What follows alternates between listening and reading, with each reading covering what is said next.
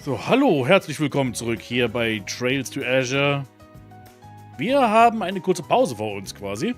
Nachdem so viel passiert ist beim letzten Mal, hat sich die gute Special Support Section gesagt, ey, wir brauchen ein wenig Erholung von all dem Tod und Zerstörung, den wir letztes Mal miterlebt haben. Und was geht besser als Erholung für sowas als Anime-Mädels in Bikinis? Kann ich nur zustimmen eigentlich, also würde ich sagen, legen wir da auch gleich sofort los. Wir haben hier alles schon in der letzten Folge gesehen. They told me that Lakeside Beach has been booked out for a private party all morning. Must be nice, I wish I could afford... Ja, okay. Hier müssen wir jetzt eigentlich hin.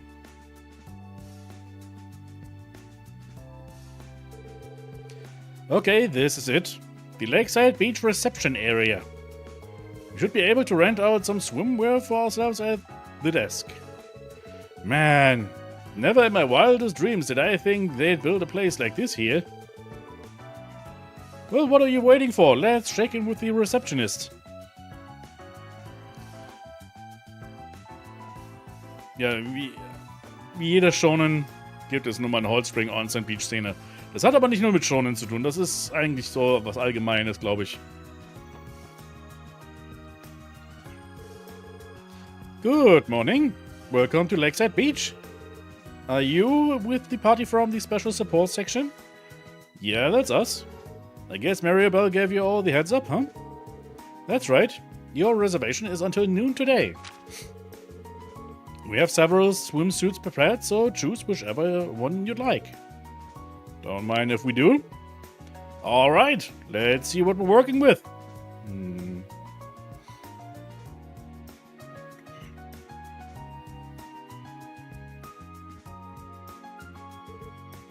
Yo, Lloyd.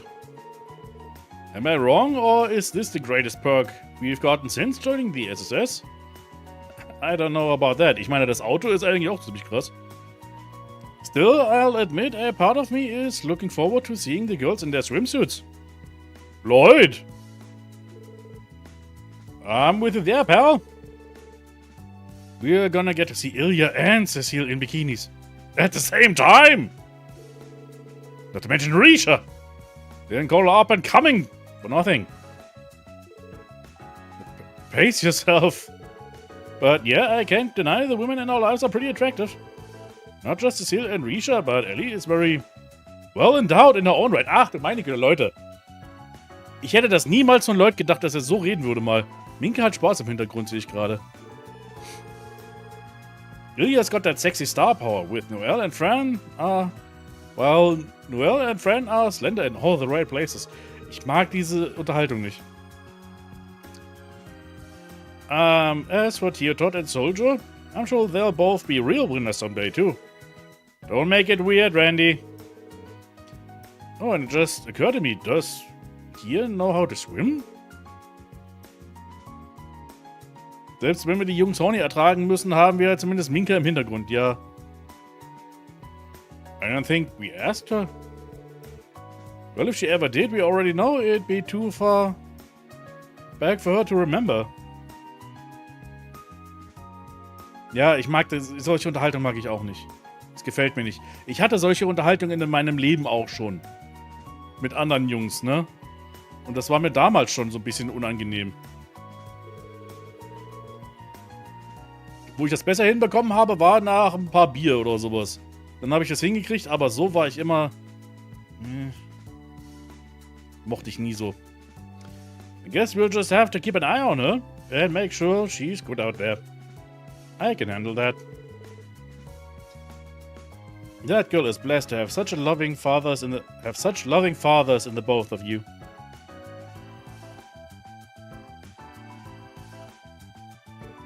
Was trägst du bitte? Wasi? You done changing already? Yep, I'll be waiting outside. Was, Adi, was trägst du?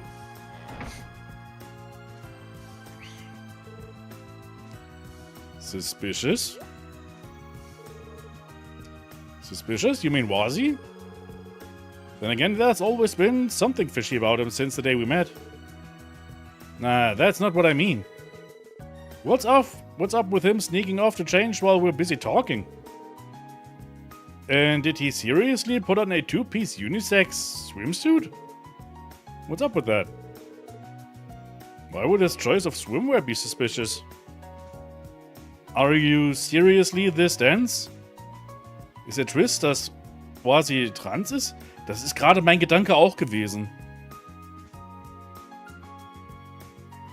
Also, ich meine, es wäre ein interessanter Twist irgendwie, wenn das so wäre, ne? Also, keine Ahnung. Es kommt aber, es hat das Gefühl so, ne? Well, whatever. We should hurry up and get changed too.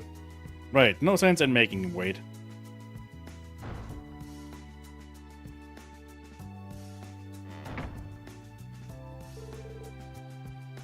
Sorry that it took so long, Wazi. Damn! Ach du meine Güte, Randy. Alright, let's go. Meine Augen, ja.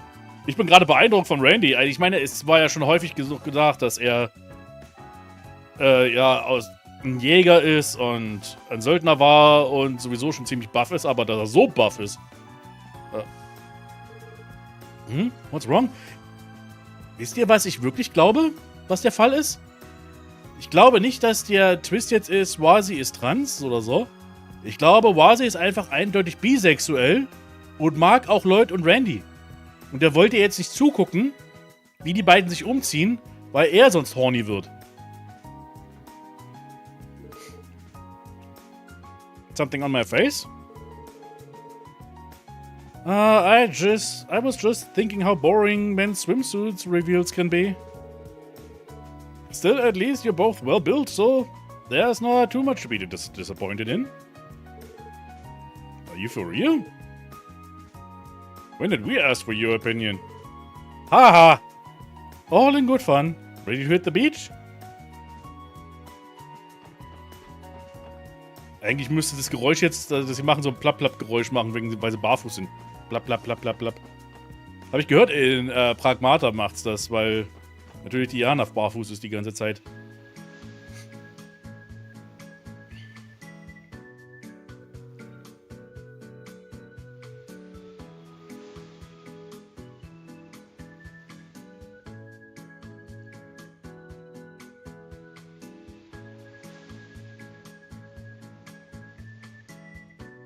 Ja, wir haben 67 Hahas.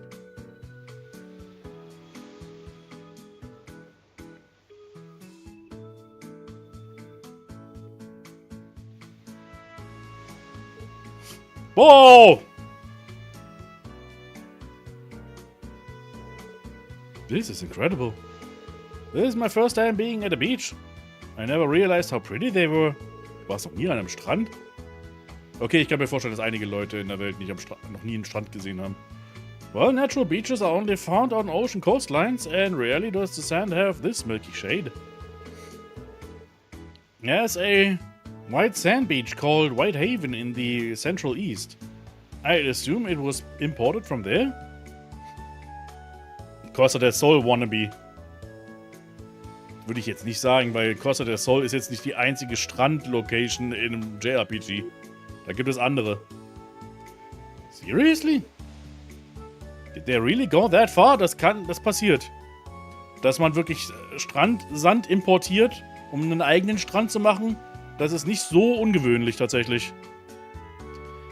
Stimmt, ja, Leute, ist aus Crossbell. Da ist kein Strand, da ist kein Ozean, kein Meer, kein gar nichts.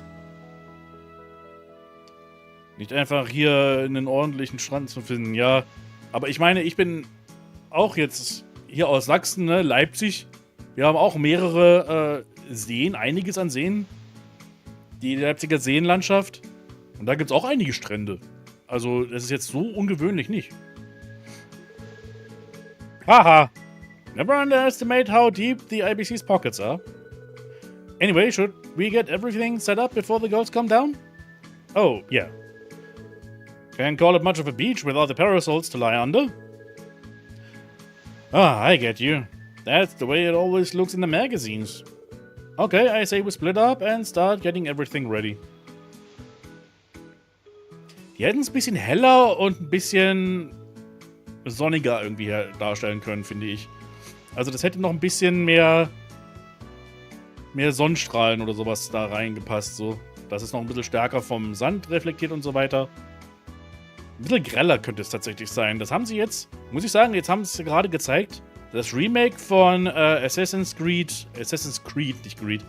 Obwohl Assassin's Creed ist in dem Fall fast richtig. Assassin's Creed 4 Black Flag. Wo ja das Remake kommt. Das wurde jetzt vorgestellt, das wurde das richtig mal gezeigt, wie das aussieht. Und etwas, was sie da doch wirklich ganz gut hinbekommen haben, im Vergleich zum Original, ist, die haben das Ganze heller gemacht, mehr Licht und mehr Farbe gegeben, sodass das Ganze noch mehr tropischer einfach aussieht und mehr nach Karibik einfach. Also da muss man sagen, haben sie dann doch was Gutes hingekriegt. Zumindest in dem Fall, also wer weiß, was noch mit dem Spiel passiert, ne?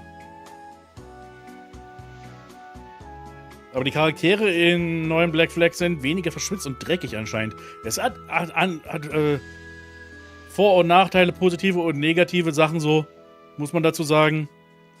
Weil, ich habe ein paar Sachen davon gesehen jetzt in dem Showcase, die sie da gemacht haben, heute, gerade vor einer Stunde vielleicht oder so. Wo ich dann auch sagen würde, da sieht das Original sogar besser aus. Also es ist so ein... Für mich fühlt es sich an wie so ein Schritt vorwärts, ein Schritt zurück Remake. Mich interessiert es nicht großartig, weil ich bin kein Fan von Assassin's Creed. Aber das ist so das, was ich so im Bauchgefühl habe. Dass es ein ziemlich unnötiges Remake ist. Was vielleicht an manchen Stellen besser aussieht, anderes Gameplay hat. Weil das Kampfsystem soll anders sein und mehr nicht. Aber wir reden hier nicht von Assassin's Creed, wir reden hier von Trails. Not too shabby. Well done, one and all. Now, if you don't mind, this is my cue to take a break. Already? How in the hell did we go and hire someone even more chill than I am? Lloyd! Oh, baby. Oh. Whoop, here they come. Oh, wow. Wowee! Just look at it all. The sand is so white. It really is. More than I was expecting. Where did Belle find the time to put something like this together? Come on, Noe. Hurry up already. Relax, friend. It's not like the beach is going anywhere.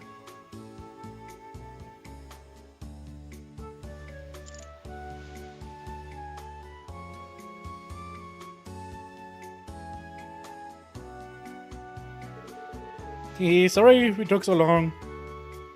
Wow! Ich hab's gesagt. Ich habe euch Anime-Titties versprochen. Ihr bekommt Anime-Titties für heute. Also, bitteschön, ich halte meine Versprechen. Do we have to thank you for setting up the parasols too?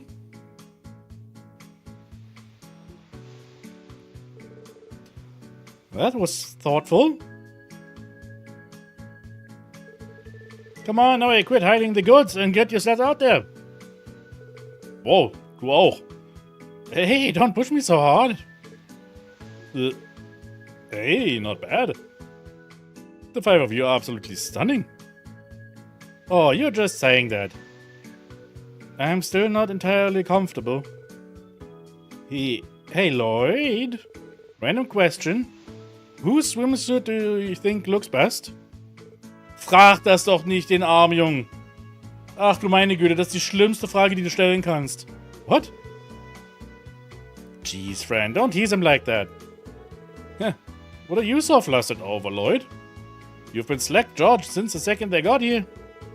Haha. Better keep a lid on it, buddy, or your eyeballs might shoot out of their sockets. Haha. Ach, durch zwei Hahas. I guess you really can't have too much of a good thing. But seriously, all of you really do look great. I'm kind of speechless.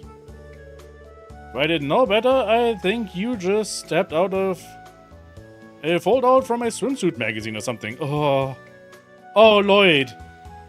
Lloyd, buddel ein Loch in den Strand und leg dich rein und buddel dich zu.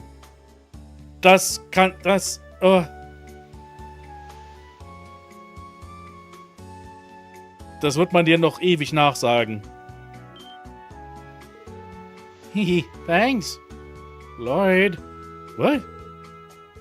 Lloyd never changes, does he? I've used hammers less blunt than him. Huh? Lloyd, my man, you'll be lucky if today doesn't end with you sleeping with the fishes. Boys will be boys. Oh, jetzt kommt der Rest. Ach du meine Güte, jetzt wird Lloyd überladen. Jetzt explodiert er. Juhu, sorry to keep you waiting. Boing, boing, boing, boing, boing, boing. Well, now this is breathtaking. It's like a little slice of heaven on the lakeshore. The sand is pure white. Wow.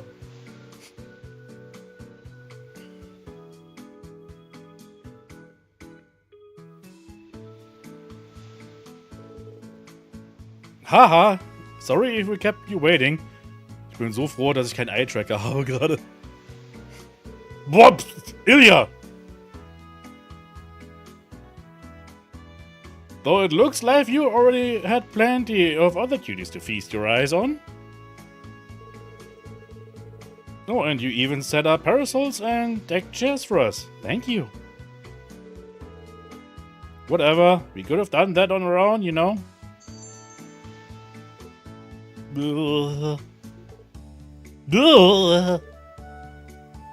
Oh, this is a bit too...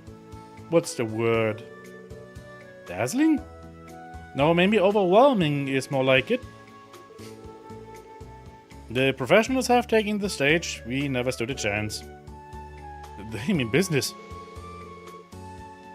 Oh, shush. You four are plenty alluring as is, I assure you. Diese Unterhaltung ist so fucking awkward. You'll get my seal of approval.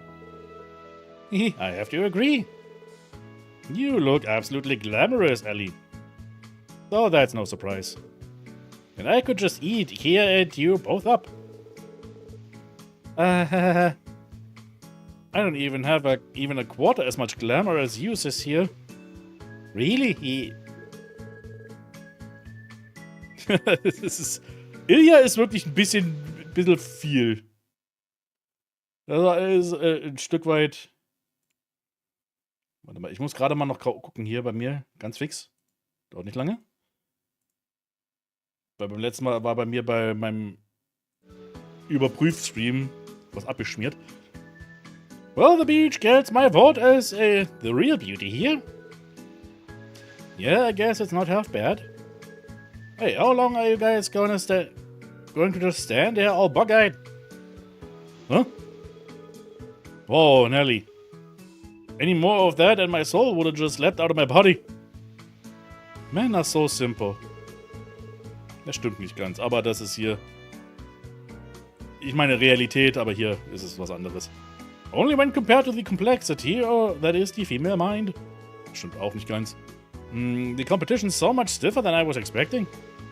We're going to have to step our game up, no? What does that even mean?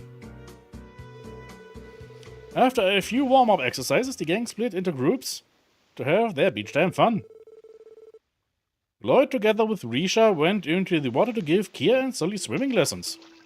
Oh, süß. That's perfect, Kia. Keep it up and you'll have it down. Really? Oh, I think I've got it now. Let me try it on my own, Lloyd. Are you sure? Well, alright. Wow. Whoa. Are you sure you've never gone swimming before, Kia? You look like a pro. Alles, was Kia macht, egal was, sie probiert es einmal kurz und dann ist sie ein Experte drin. Sie kann einfach alles. I don't think so. Look at Shorty go. Teach me how to do that too, Risha. Haha. Sure thing. Your upper body is a little tense, so you'll want to make sure that blah blah blah blah blah. You girls catch on quick. Sure do. It's just swimming, not like we are doing anything that impressive. Hey, Sully. Let's swim to that rock over there. What? Why should I? Haha. Just remember to be careful. You can get to that rock, but not a reach farther. Okay, you two? Roger. Fine, I'll go already.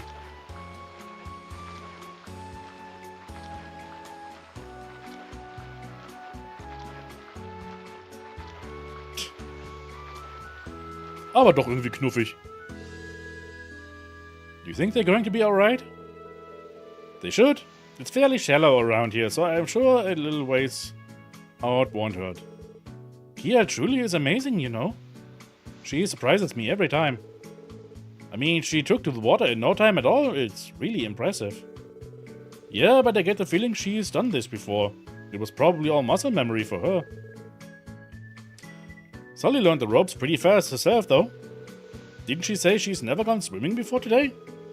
That's right, but she's really been doubling down on training her dexterity during rehearsal. She's the type that can get the gist of something after seeing it done just once. Is that so? I take it she's been working hard since joining the troupe? That reminds me, Arc-en-Ciel is putting on an updated version of its show, right? Yes, well, it's ultimately still Golden Sun Silver Moon. That you remember. But in our newest rendition, Sully will be starring as a third princess. We've even added some extra scenes for her to take the spotlight in. That's incredible. It's amazing that she's getting a major role so quickly, especially after what happened when we first met her. I am proud of her. I think Sully's tenacity has meshed perfectly with Ilya's particular brand of guidance.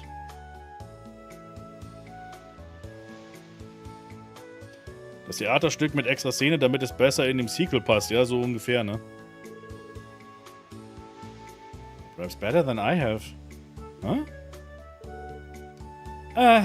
It's nothing. These swimming lessons have me a little winded, so I think I'll go back to the others and rest.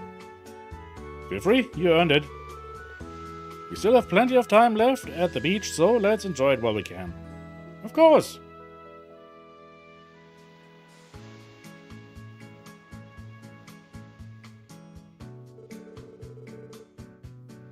Okay, Lloyd hat angestarrt. Er hat ihr auf den Arsch gestarrt jetzt die ganze Zeit.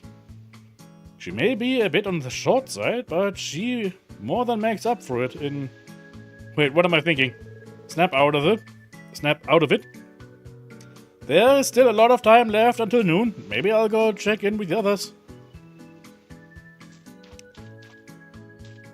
Die machen das. Die sind am Beachvolleyball spielen. Wie sieht... Okay, ja. Also, das erste, was wir machen sollen, laut Walkthrough, ist hier oben lang laufen tatsächlich. Weil hier oben... Oh, das dauert ewig. Ist eine Katze! I feel like I've seen this black cat somewhere before. Die Katze kennen wir aus dem ersten Teil noch, die hier in Michelin rumläuft. Elizabeth. Meow. Get the feeling it's hungry? Give her cat food. Vielleicht erinnern sich ein paar, dass ich wirklich vor Ewigkeiten da gesessen habe, um auf Teufel komm raus Katzenfutter herzustellen bei meinen Kocheskapaden. Hierfür habe ich das Katzenfutter hergestellt. Yeah, you can have this if you want. Cat food. Meow, meow, meow. Nom nom. Haha. Guess it's been a while since your last meal, huh? Meow. Received Sunshine on, yes. Chapter 6. A book? You're a cat. Where were you hiding this? Never mind. Thanks, I guess. Okay, wir haben ein Buch von einer Katze bekommen.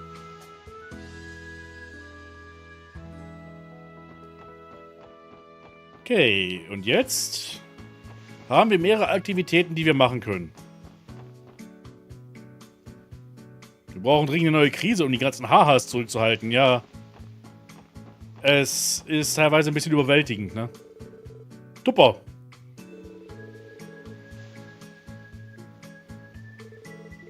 Okay, der hat nichts anderes zu sagen. Ich dachte, der würde mir zumindest irgendwie Eis verkaufen oder sowas.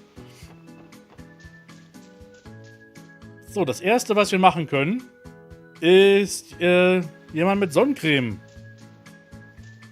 einzureiben. Hello there, Lloyd. Checking in with everyone?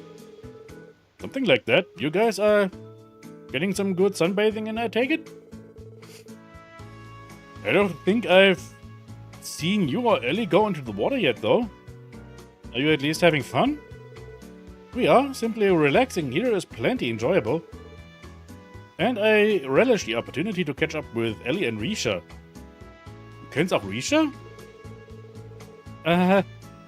It's been fun talking, save for one small topic that keeps coming up. Cecile keeps asking how things are going between you and me. She really does. I'm not sure what to make of it. Cecile, I thought we've been over this. I'm just curious is all. It's a big sister's duty to check in on how her little brother's love life is going. I have a right to know who my future sister-in-law is going to be after all.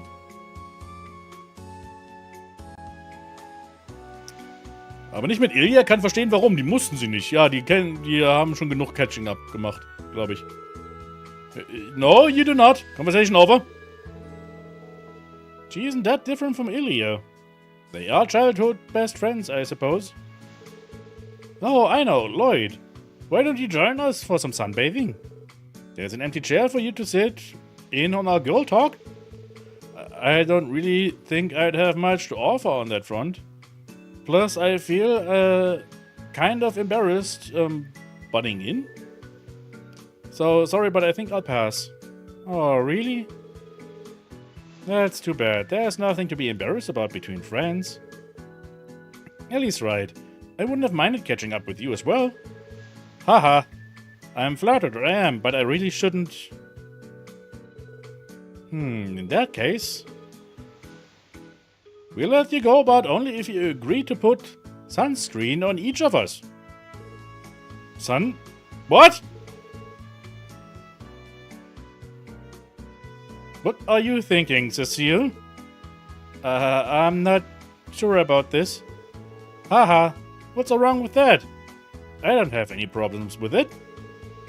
And from what I remember, the both of you were worried about getting sunburned today, weren't you?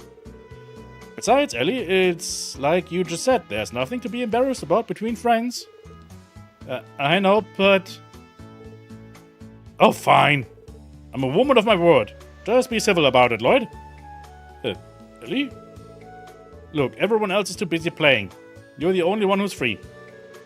Like Cecile said, it's best that I avoid getting sunburned today.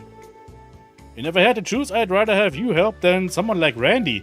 Es hätte auch einfach Cecile sein können. Du hättest auch einfach Cecile fragen können oder Risha. Also das geht auch. That is true.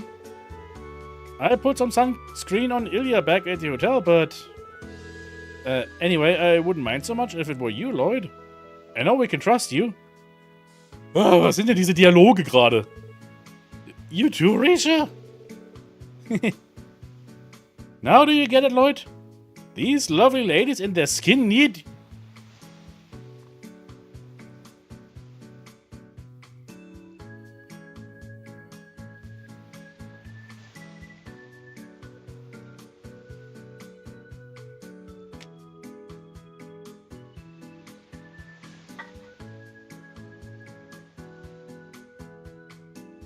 Das ist doch nicht euer Ernst gerade. Was soll ich dazu groß sagen? Das macht ihr doch mit Absicht. Es ist doch einfach...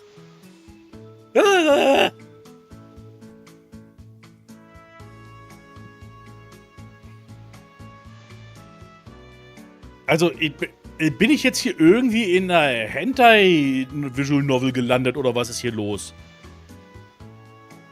Also mir ist es gerade völlig einfach... Ich weiß nicht mal, was ich dazu sagen soll. Wir machen einfach weiter und gucken, wie sich das weiterentwickelt hier. You wouldn't want to let them down, would you? Screw it, let's do this. Fine, I can handle this. Just you watch. You better not handle anything, mister. He's a little more gung-ho about this than I expected. Good. Now let's get to it. There's just one question. Vorne oder hinten einreiben? Which of you would you like to start with, Lloyd? Okay, Moment. Okay, also... Ja, dann fangen wir mit Ellie an. Da kriegen wir einen extra Bonding Point mit ihr.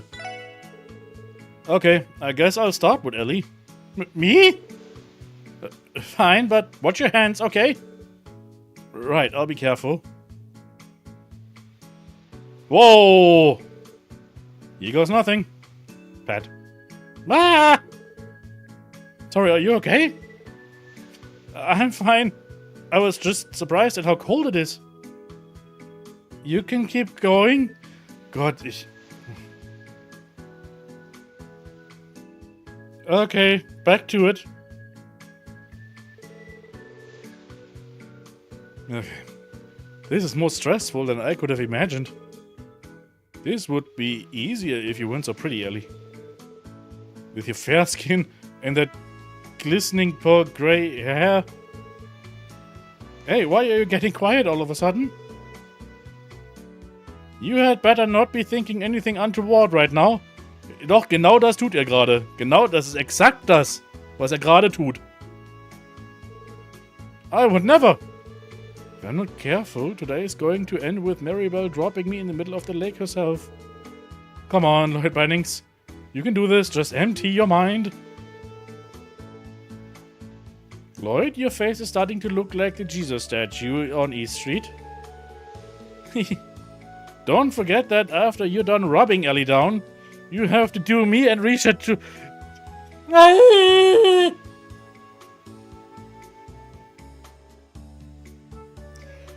Das haben die Übersetzer doch mit Absicht gemacht. Was macht ihr denn?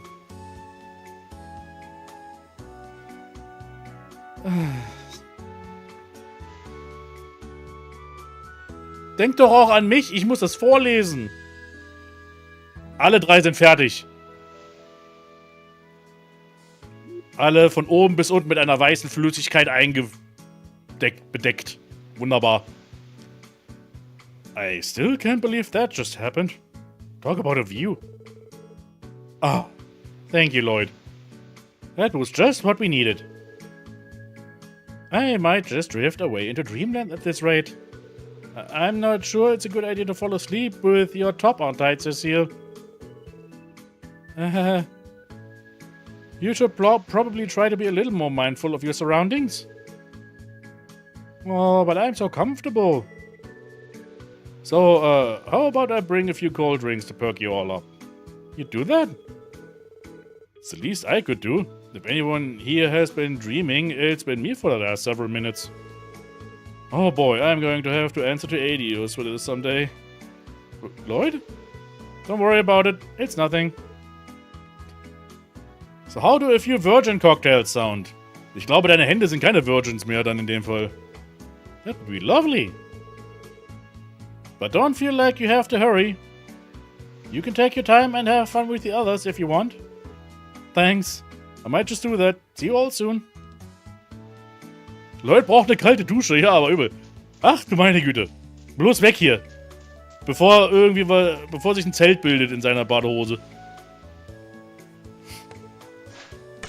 Bonk.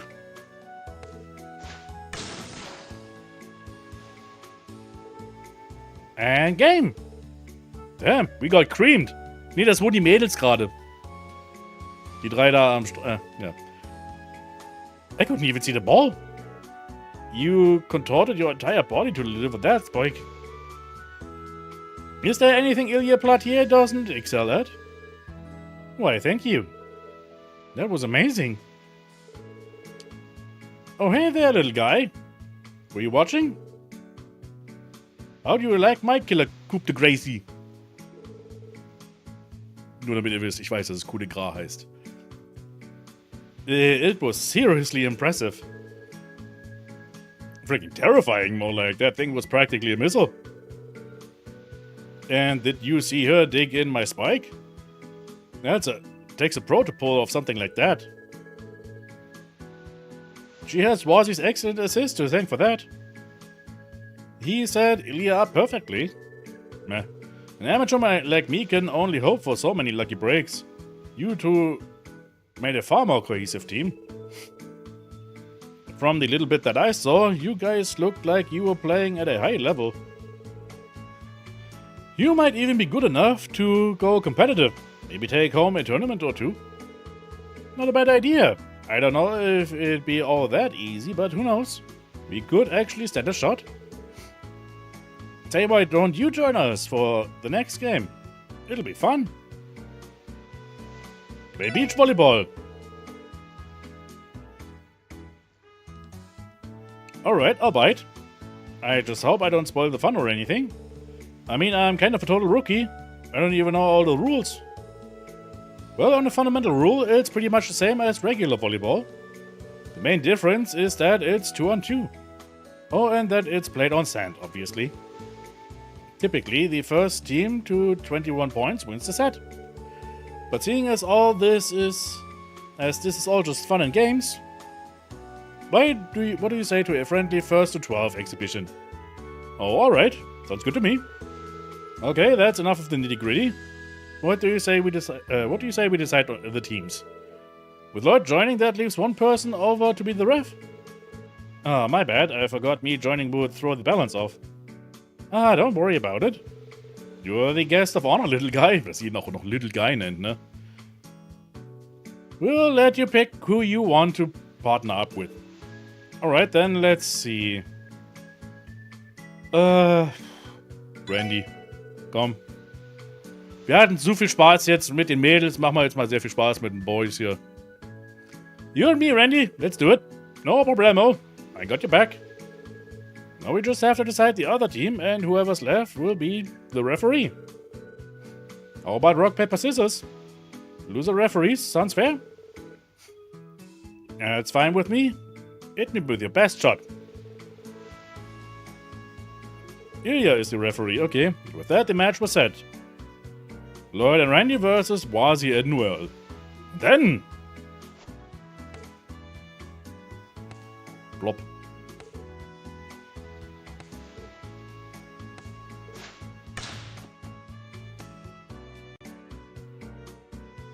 Set Randy up for a spike. Ist wohl die richtige Wahl hier.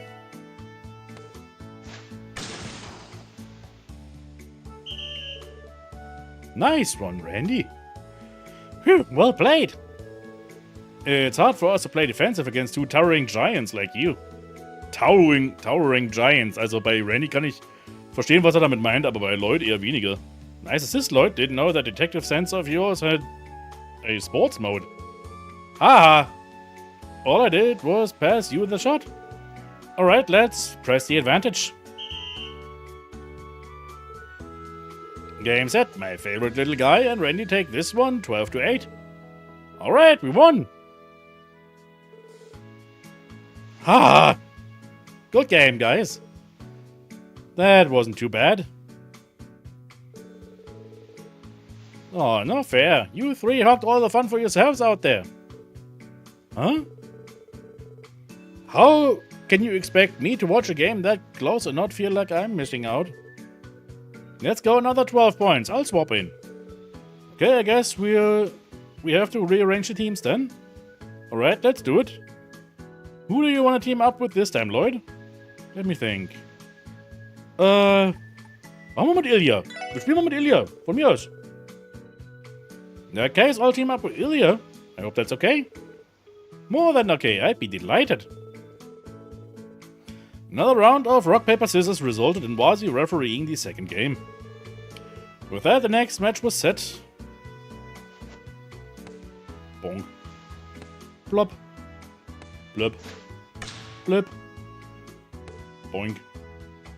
Blub. Blub. Kablam. Kapui. Toss it high with full force.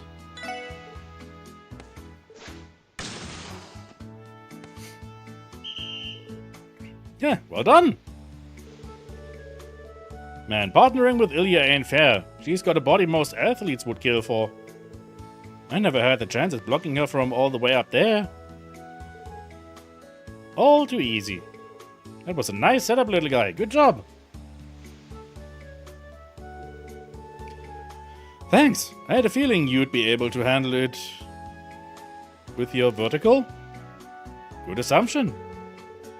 Now, come on, keep this up and we'll sweep them off the beach in no time. Nee, ich auch nicht. Extreme Beach Volleyball Trails Edition. Game set. Lloyd and Ilya won 12-4. Well played, you two. Yes, the win is ours.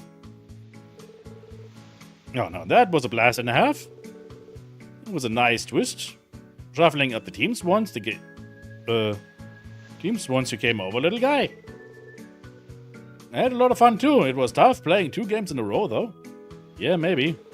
But the real tragedy here is that we got through the whole thing without a single wardrobe malfunction.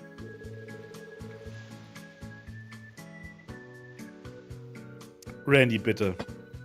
I at least expected Noelle to be clumsy enough to slip out of her top a little. Ah, great minds think alike.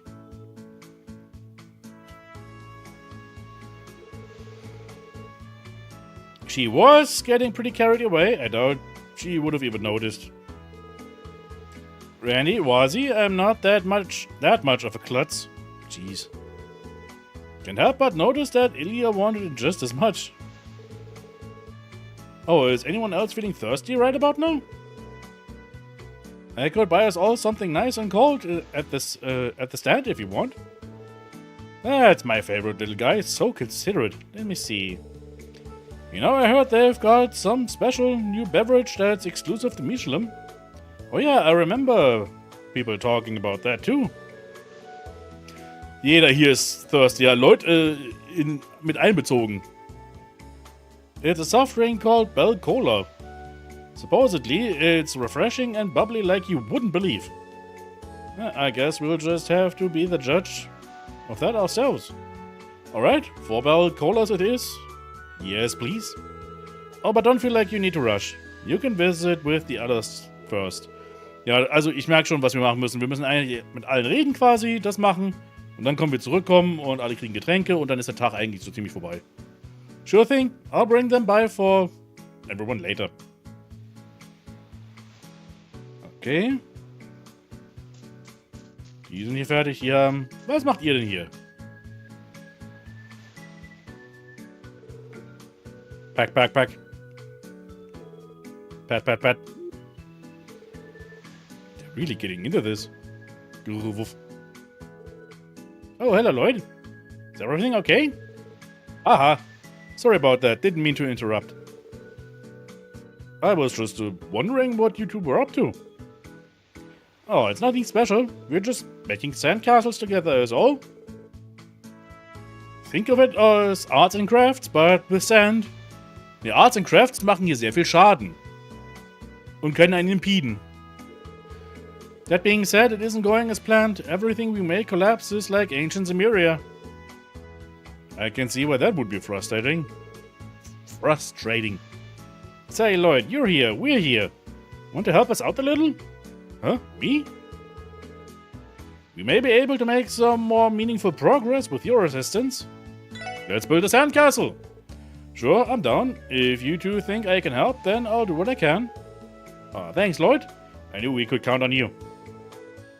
If you say so, but honestly, I wouldn't even know where to start. That's alright, it's not as though any of us are professionals. To our new sand architectural firm. Phew, we're making some good progress. Yeah. It won't be much longer before we...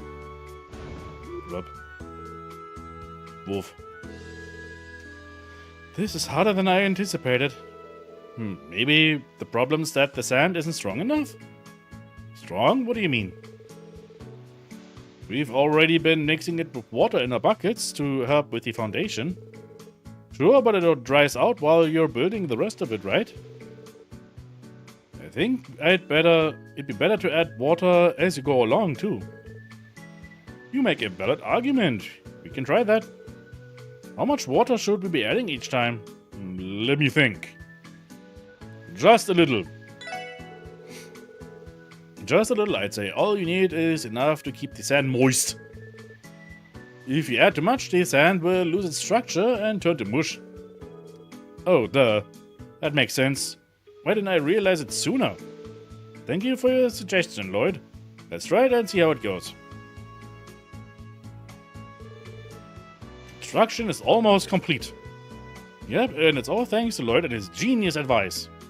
Glad I could help. Now we have to add the finishing touches. The central section of the castle could use a few structural expansions. Would you mind taking care of that for us, Lloyd?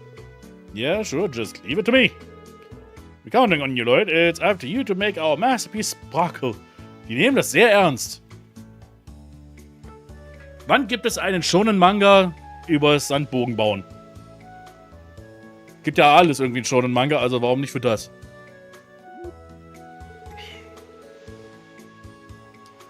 Why do I suddenly feel like I'm under pressure? It's just a sandcastle. Okay, we used water to strengthen the sand, but it still has its limits. If this thing is going to stay upright, I'm going to have to pack it with the right power and speed. But how much? Quickly and gently. I think I'll try quickly and gently. Wie man auch mit einer Frau umgehen muss. Here, that should do it. It's really done. Ah, we did it. It defies all description. It was a pleasure working with you, Lloyd.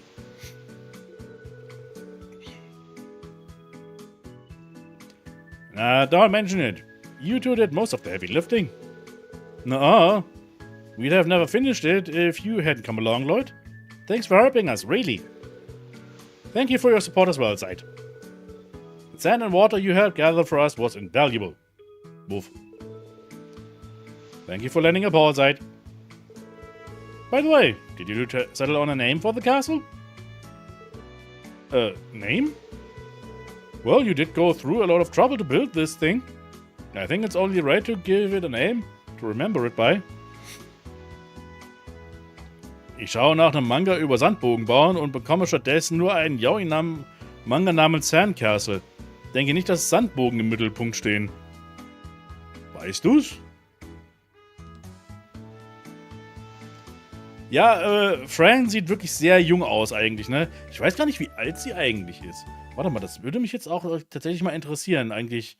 Weil sie hat ja auch noch was sehr Kindartiges dann noch so an sich. Teilweise, ne? Aber sie arbeitet ja bei der Polizei, also wie alt ist sie eigentlich dann?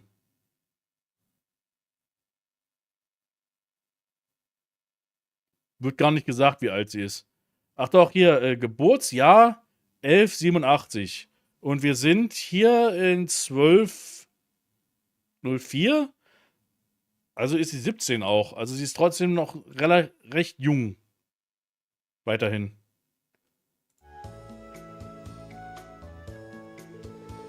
Aber ich meine, wenn du jetzt mit so einem kleinen Kind, mit einem jungen Mädel, ja, Theo ist ja eigentlich ein Kind noch, dann zusammensitzt und sie sagt, ey, lass uns eine Sandburg bauen, dann baust du mit dem Kind eine Sandburg, ne? An excellent point. As for what it should be, I hereby dub the Mishi Castle. Hey, Theo, that's not fair. I think it should be Ban Castle. On one hand, we have everyone's favorite Crossbell celebrity Mishi.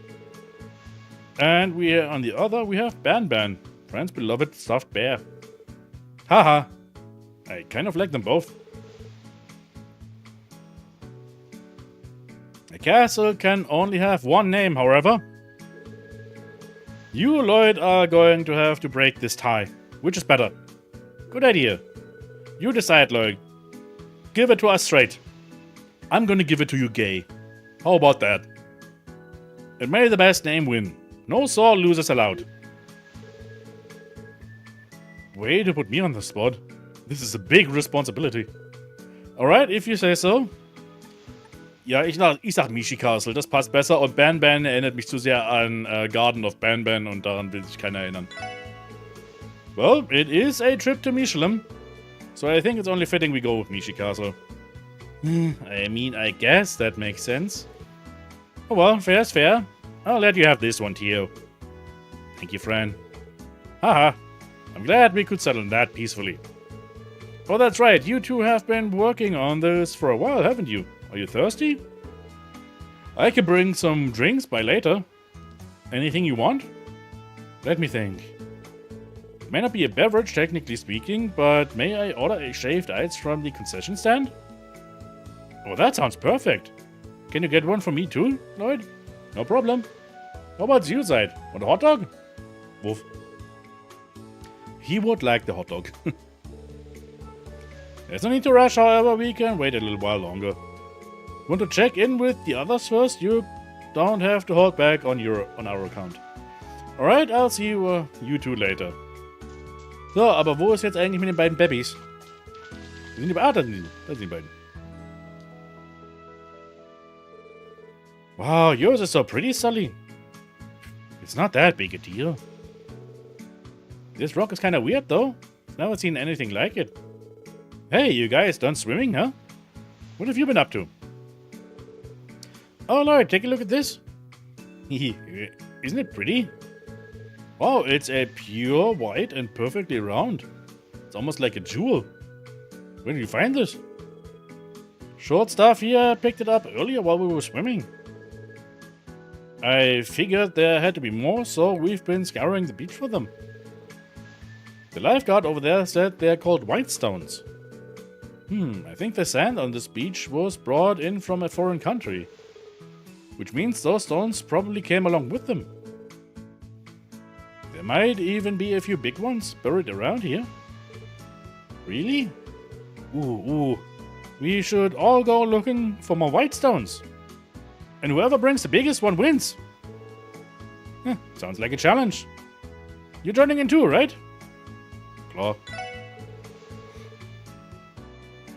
You sure? I can't just leave you two to go at it alone now, can I? Yay! Alright then, let me know when you get your hands on a white stone. Once everyone has one, we'll compare, and whoever has the biggest one wins. Sounds good to me. Then on your marks, get set, go! I'm gonna find the biggest white stone on the whole beach. Keep dreaming. There's no way I'm letting you two beat me. Okay. Hier gibt's einen Trick. Hier gibt es nämlich 2 White Stones. Oh, this one is huge. The size of a crystal ball. Haha. There's no way I can lose with a rock like this.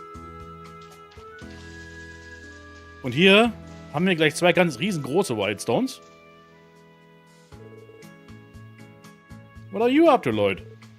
I'm playing a little game with Kia and Sully. Wait a second, is that? Lloyd reached underneath the deck chair. Huh? Just what do you think you're... Got it. Found Whitestone. Never would have expected to find one down there. Whopper like this is a game winner for sure. Lloyd, you could at least give me a warning before sticking your hand under my chair. Sorry. Honestly.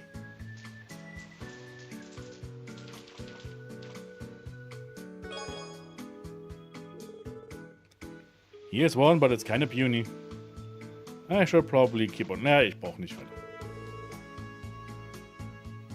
Have you found any white sunsets? I wonder where all the big ones are hiding. Achso, okay, ich muss mit Sully reden. Da bist du. Schau, Whitestone! Oh, you found a Whitestone, huh?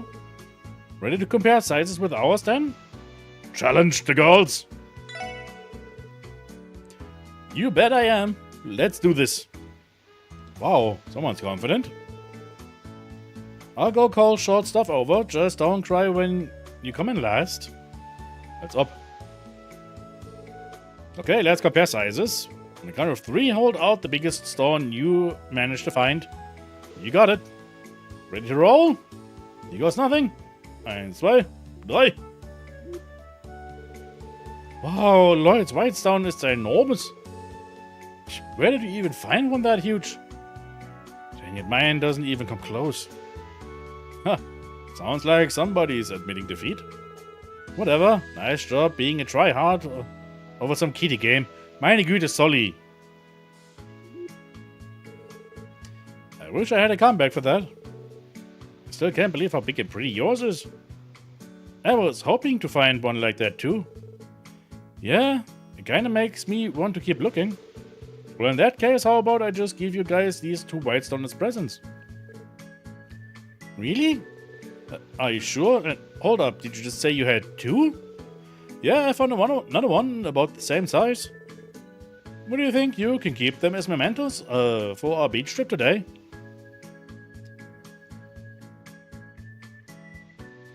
Einerseits respektiere ich, dass die Macher Lloyd aktiv Attraktivität beurteilen kann, wie vor einem Risha-Abgang, aber andererseits ist das hornige Brabbel auch awkward, weil es stark einseitig ist. Ja, das ist, glaube ich, das auch. Also wenn jetzt einfach auch mal irgendwie, keine Ahnung, Risha ein bisschen Randy anguckt oder sowas, dann wäre das ein bisschen ausgeglichener auf jeden Fall. Das kann man doch auch machen. Ist doch auch in Ordnung.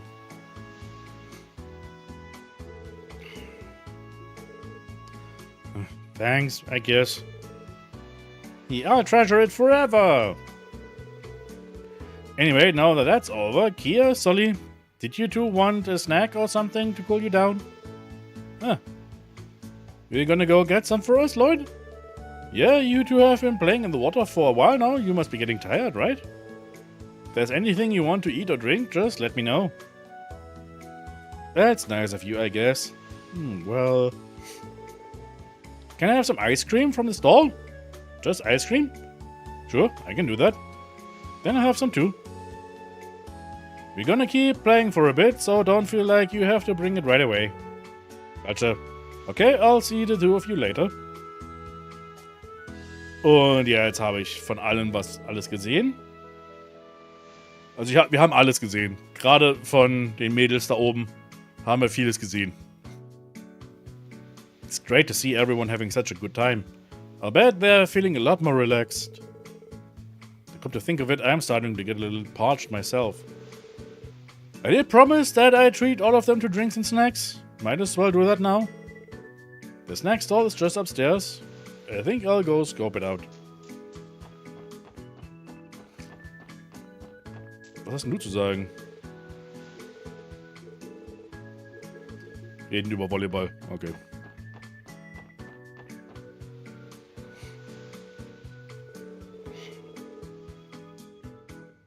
Welcome, how's it going for you guys? Enjoying the beach, private beach experience? I'd say we are. Today's been a lot of fun. Actually, I came up here to order something for everyone.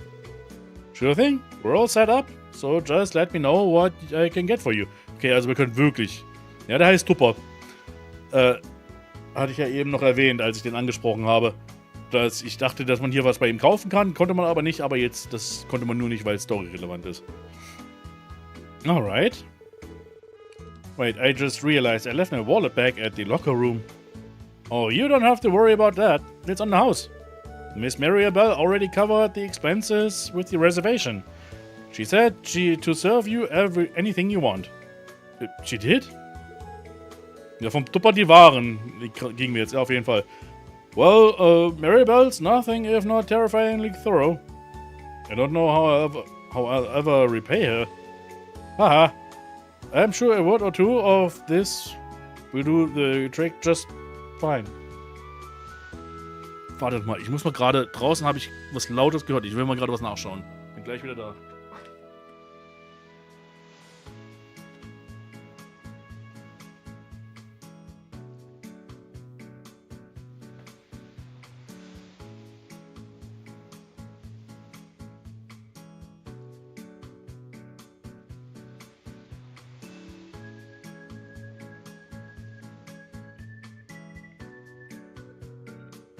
Okay, war doch nichts. Das klang jetzt draußen, als ob es beinahe irgendwie einen Unfall gegeben hätte oder sowas. Aber dem war nicht so, glücklicherweise.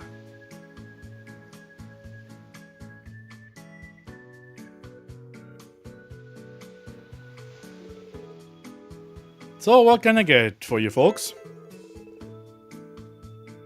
Once you place your order, the speech event will end and the story will advance.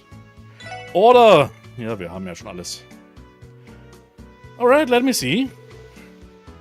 We'll take 4 bell colas, 3 virgin cocktails, 2 orders of ice cream and 2 orders of shaved ice. Oh, and 1 hot dog too, please. Wow, you plan to carry all of that in one trip? It's pretty big of you, let me guess. You're the type who's always putting others before yourself, even to a fault? Not really, haha. At least I don't think I ever saw it that way. Ist aber. And so everyone spent a relaxing moment enjoying their refreshment on the beach. Ich meine, das war jetzt auch mal ganz schön, dass jetzt so ein Moment, wo alle einfach wirklich mal relaxen können, sich entspannen können, auch nicht von irgendwas unterbrochen wird.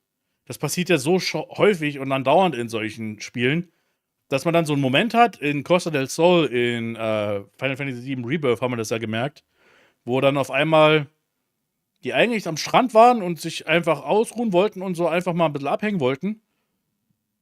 Dann auf einmal Dr. Hojo ankam und dann der Angriff und der Bosskampf kam.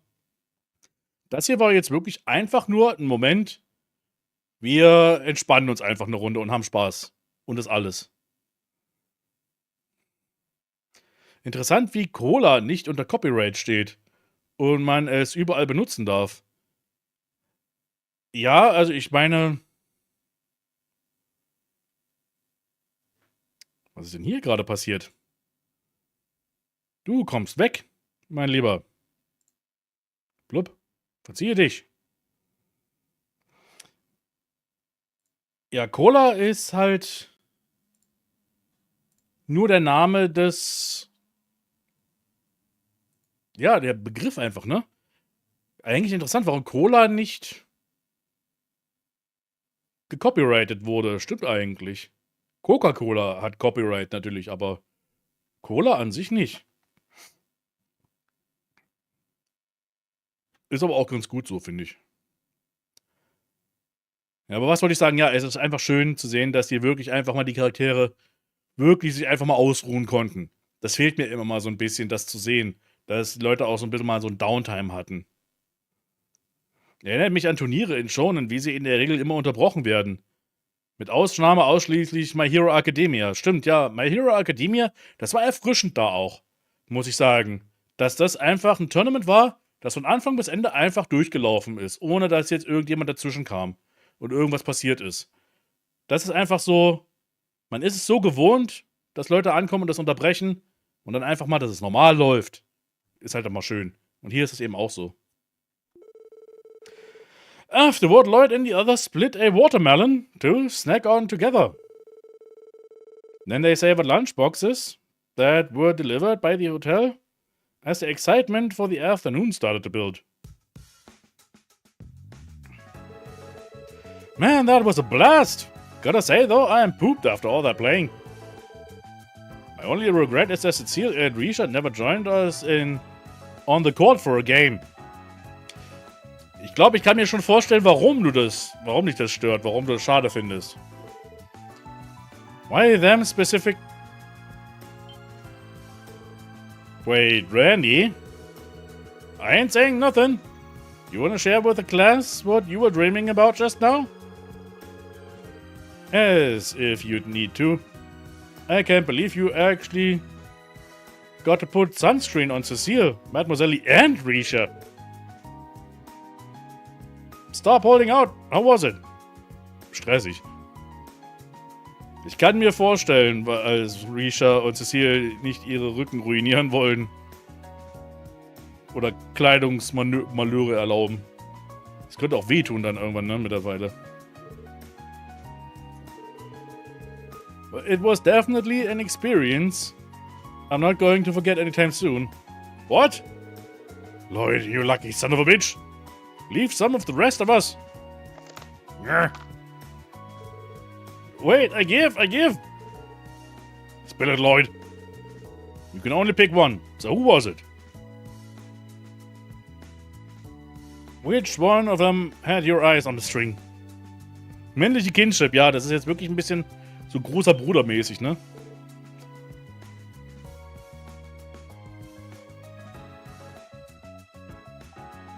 Ist das Foreplay in Yaoi? Nee, glaube ich eher nicht. Ich habe noch nie einen Yaoi-Manga oder sowas gelesen, also habe ich keine Ahnung. Aber das ist jetzt wirklich einfach Bros being Bros. What? Well, I guess if I had to pick, it would be... What the fuck? Wazi. Sah am besten aus im Swimsuit? Wazi. Randy. Nee, wir haben uns schon eingestellt. Wir gehen zu Ellie. Wir bleiben bei Ellie. Meine Güte. Wir haben einfach Lloyd und Ellie forever für mich. Einfach, ehrlich. I always known that Ellie had a nice figure, but seeing her today, this is bad. I've really got to get this out of my head before we're back on duty. What in Adios' name are the two of you hollering about over there? Huh? Ozzy? Yo, what? Did you speed change again? You two are the ones taking forever because you're too caught up in your wild youthful fantasies. Als ob du anders wärst. Maybe if you rolled your tongues back into your mouths, you could actually manage to chat up one of these girls. How is anyone ever going to know how you feel if you don't show him you're interested? What? No, that's not what we were talking about. Listen, I'm not saying you're wrong, but where do you get off looking down on us?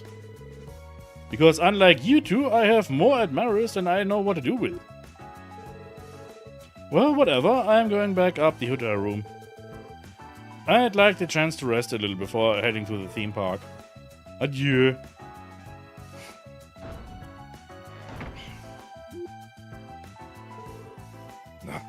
That bastard. First he goes and changes behind our backs again, then he strolls on over and straight up disses us. Honestly, I don't think we stand much of a chance against him. He still goes out at night to work his host job from time to time, even now. That lucky piece of... I mean, that's inappropriate. He's an officer of the law, just like us. We've got a duty to make sure he stays in line. Who do you think you're fooling right now?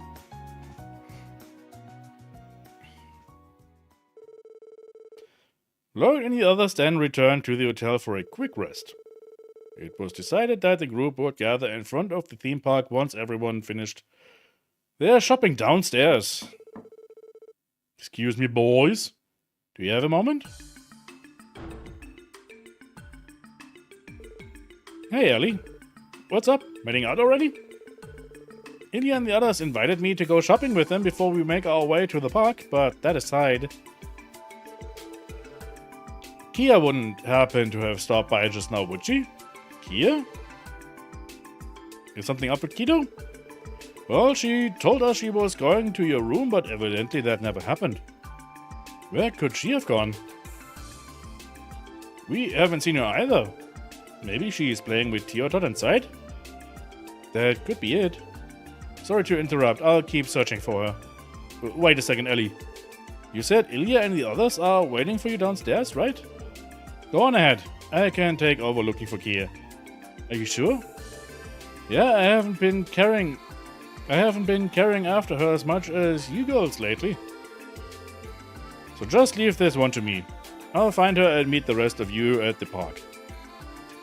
Well, okay, I suppose. I so wanted to take Kia shopping for a new outfit too.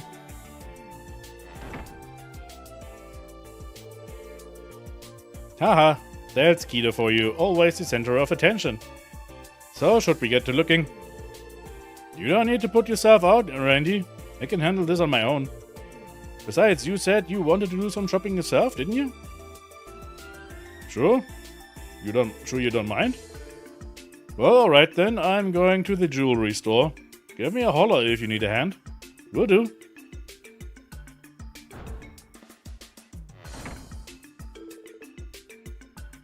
Okay, time to look for Kia.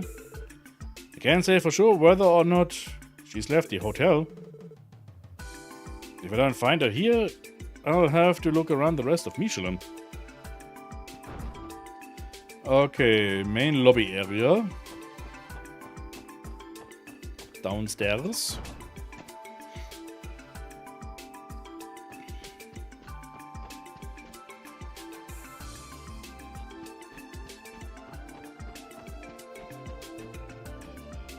Hm?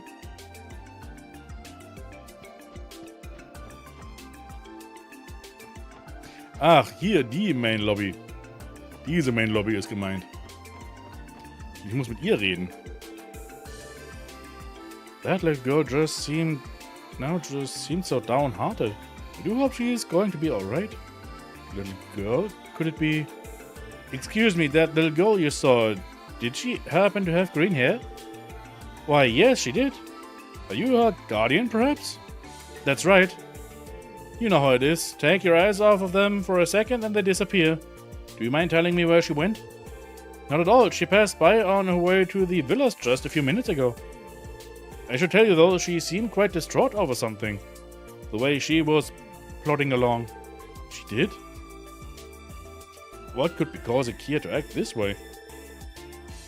Never mind that. I need to search the residential area right away. Hier ist der Ort, wo sie gefunden wurde, ne?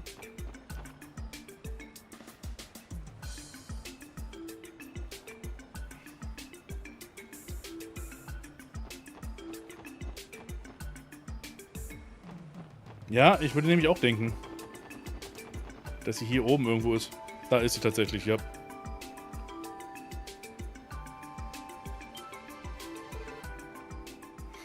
There she is.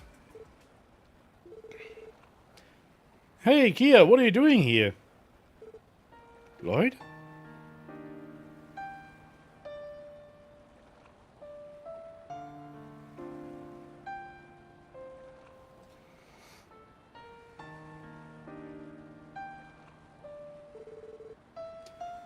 Brings back memories, doesn't it? Sie hat keine Memories. Do you remember, Kia? We escaped here the night we met. How could I forget? Those are the earliest memories I have. I know. Hey, Lloyd. This is where you found me, but it isn't where I came from, right? Yeah. Has it been on your mind? The truth of your origins, I mean? Yeah. It's been bothering more and more lately. All of you told me that I was born a long time ago. But it wasn't until just a while ago that I finally understood what that meant. So that's what this is about. And now I have you and Ellie and Tio, Randy and so many others. Like Shizuku and Ryu and them and even Sister Marble. I have fun every single day, but once in a while I still feel like I'm all alone. Oh, baby. Like I was when I was by myself at the bottom of that pitch black room. Kia.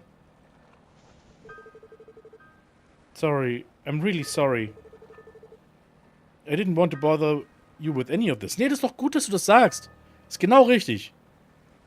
Ist genau richtig, dass sie das raussagt, wie sie sich fühlt. Ist exakt genau das, was sie machen sollte, gerade als Kind. You're not bothering me, silly. There's no need to hold it in. You've been itching to say something for a while, haven't you? But you didn't want to worry us with your troubles when we were already so down about the problems at work. Listen to me, Kia. You couldn't be more wrong. You needing us isn't a burden. Simply taking care of you makes us all happier. You give us the strength to keep our chins up and continue doing what we do, no matter how tough times get.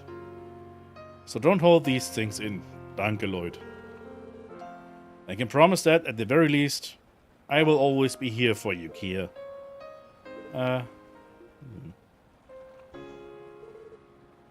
Oh, der Sprite von ihr gerade. Oh, ist das süß. Hehe, thank you. But you shouldn't promise things like that, Lloyd. How are you gonna get yourself a wife now?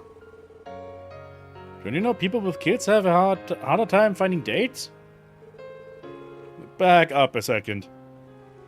Just Where are you learning these things? Wait, don't tell me it was from the library. You're not supposed to be in those sections, Kia. That's one place, yeah. But I probably picked it up from talking to people in the city, too. You know, there's such a thing as studying too much sometimes. Anyway, I'm still not ready to get married. My brother was 25 when he was supposed to have his wedding. Your brother? Oh yeah, he's not with us anymore, huh? Yeah, but that's all in the past. I still have 7 years to go until I'm at that age. I'll think about marriage after I can stand on my own 2 feet. I mean, in the first place, I haven't even found the right partner. 7 years from now. How old would that make me? The doctor said you're about 9 years old right now, so that would make you 16. You'll be 2 years older than Theo is currently.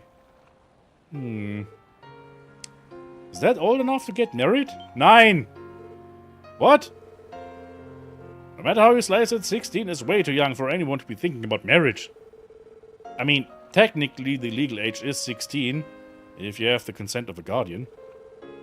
No, what am I saying? I would never allow someone to marry you that soon. Okay, ja, okay, der überbeschützende Vater, natürlich. Huh? That's not really what I was talking about, but it's okay, I get it. You're saying there's nothing for me to worry about, right? Exactly. Now, come on, we've got a theme park waiting for us. Haven't you been looking forward to it all day? Hehe. I promised Shizuko that I would tell her all about it from when we get back. We also swore that when her eyes get better, we'd come to play together too. Oh, really? You know what that means? You know what that means? We've got to have as much fun as possible today. That way we'll have even more to tell her about. Okay. Oh. Oh. Jetzt will ich langsam, ich will irgendwie Pragmata spielen. Jetzt irgendwie, warum habe ich nicht... Ich kann mir aber keine Spiele zum Release leisten gerade. Das kann ich nicht machen. Aber ich würde gerne Pragmata spielen. Und da auch ein Space Papa sein.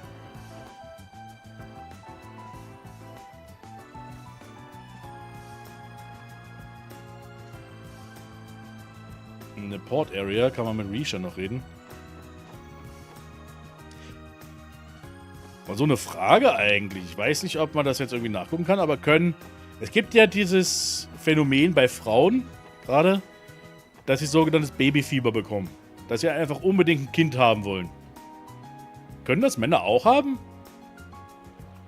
Ja, manchmal habe ich das Gefühl, dass ich das habe, manchmal.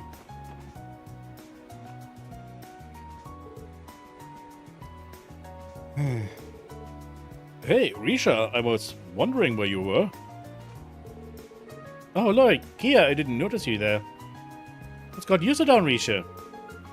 I don't mean to pry, but if there's something on your mind... No, don't worry, it's nothing serious. I just feel a little anxious, thinking about how overwhelming Crossbell is outside my little bubble in the entertainment district. The breeze here is lovely, though. It's giving me the peace of mind I needed. I see. Well, we're always here to listen if you change your mind. Are you sure you're okay though, Risha?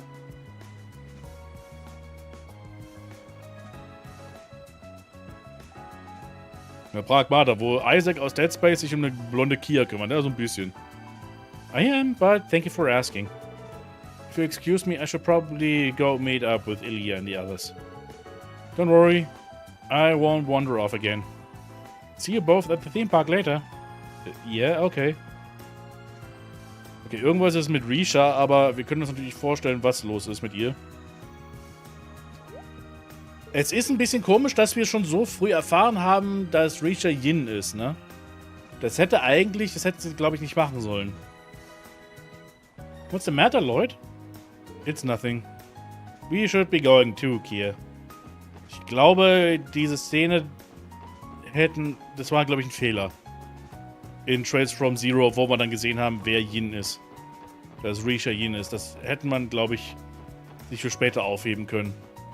Weil jetzt können wir von vielen einfach wissen, worum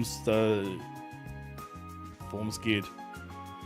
Okay, jetzt haben wir tatsächlich eine versteckte Quest, die wir machen können. Und zwar müssen wir zum Strand zurück.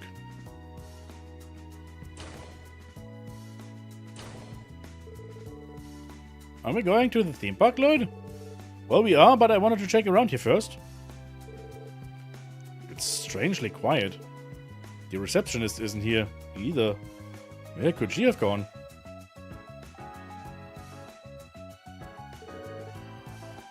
What is the meaning of this? Ja, ich denke, Babyfieber auch ein Ding unter Männern ist. Aber man das eben hauptsächlich mit Frauen assoziiert, wie Kochen und sauber machen. Obwohl wir alle wissen, dass das Männer auch tun. Ja, allerdings. I'm terribly sorry. Someone's yelling over there. Yeah, and they don't seem too happy either. Ja. Ich gucke gerade nochmal was, wieder ganz fix.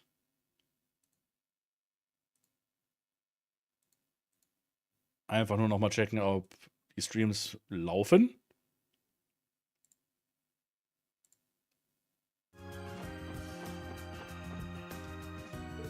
Okay. I've been waiting so long to visit this beach, and what did I get out of it? Trauma! What is this beach's management even doing? We can't apologize enough, ma'am. This is my fault. I should have been keeping a closer watch.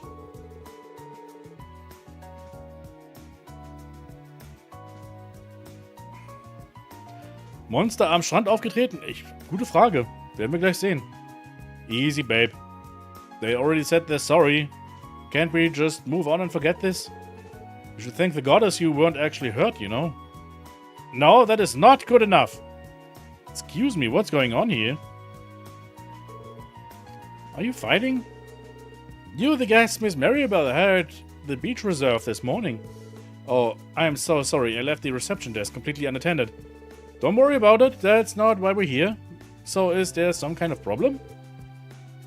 Oh, you'd better believe there is.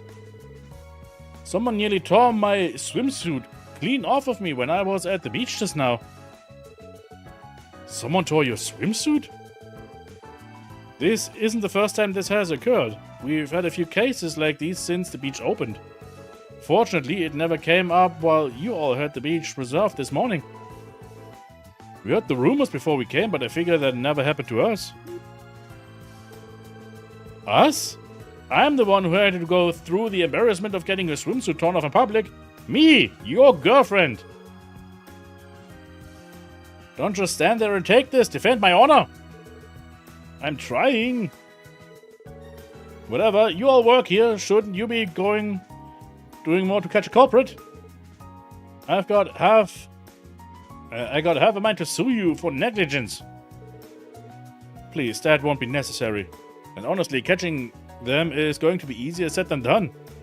After all this time, we still don't have the slightest clue of what the culprit looks like. They sound pretty worked up about this. Can you do something to help them, Lloyd? What should we do? We were supposed to be meeting the others in front of the park. Ja, natürlich helfen wir. Would it be possible for you to tell me more details about the swimsuit case? As a member of the police, I can't overlook such a serious offense. I may be able to help you create a profile of the culprit, if you don't mind me butting in, that is. You would do that for us? Please, we'll take all the aid you can give. See? There's a police officer here willing to help too. That's good, right, babe? Just make sure you catch that pervert. On that note, the hallway probably isn't the best place to talk about this. Let's move over to the changing room. Good idea, shall we? Good luck, Lloyd. The swimsuit snipping situation. Auch eine SSS. Ist es Sanji oder Muden Roshi? Ich glaube nicht, dass Sanji sowas tun würde. Sanji ist ist natürlich ein kompletter Pervert, aber ich glaube aktiv einer Frau irgendwie Badeanzug wegzunehmen, wegzureißen, das würde er nicht machen.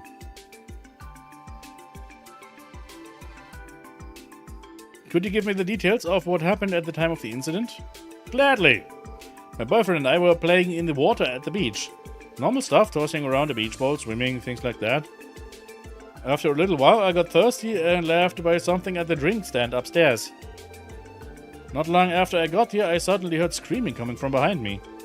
I ran back and my girlfriend was there, crouching in the lake trying to cover up. Then the nearby beachgoers started to gather and... oh, it was just horrible. The lifeguard here was nice enough to bring me a towel at least. Thanks, I think I get the picture now. Wave, was it? Did you witness anything strange during the incident? Well, I was keeping watch over the lake at the time, but I didn't notice anything out of the ordinary. The moment I heard the screams, I ran over. I didn't even realize her swimsuit had been torn until I got there. I tried asking the other beachgoers if they knew what happened, but nobody caught who did it. Even I didn't see what they looked like, and I am the victim.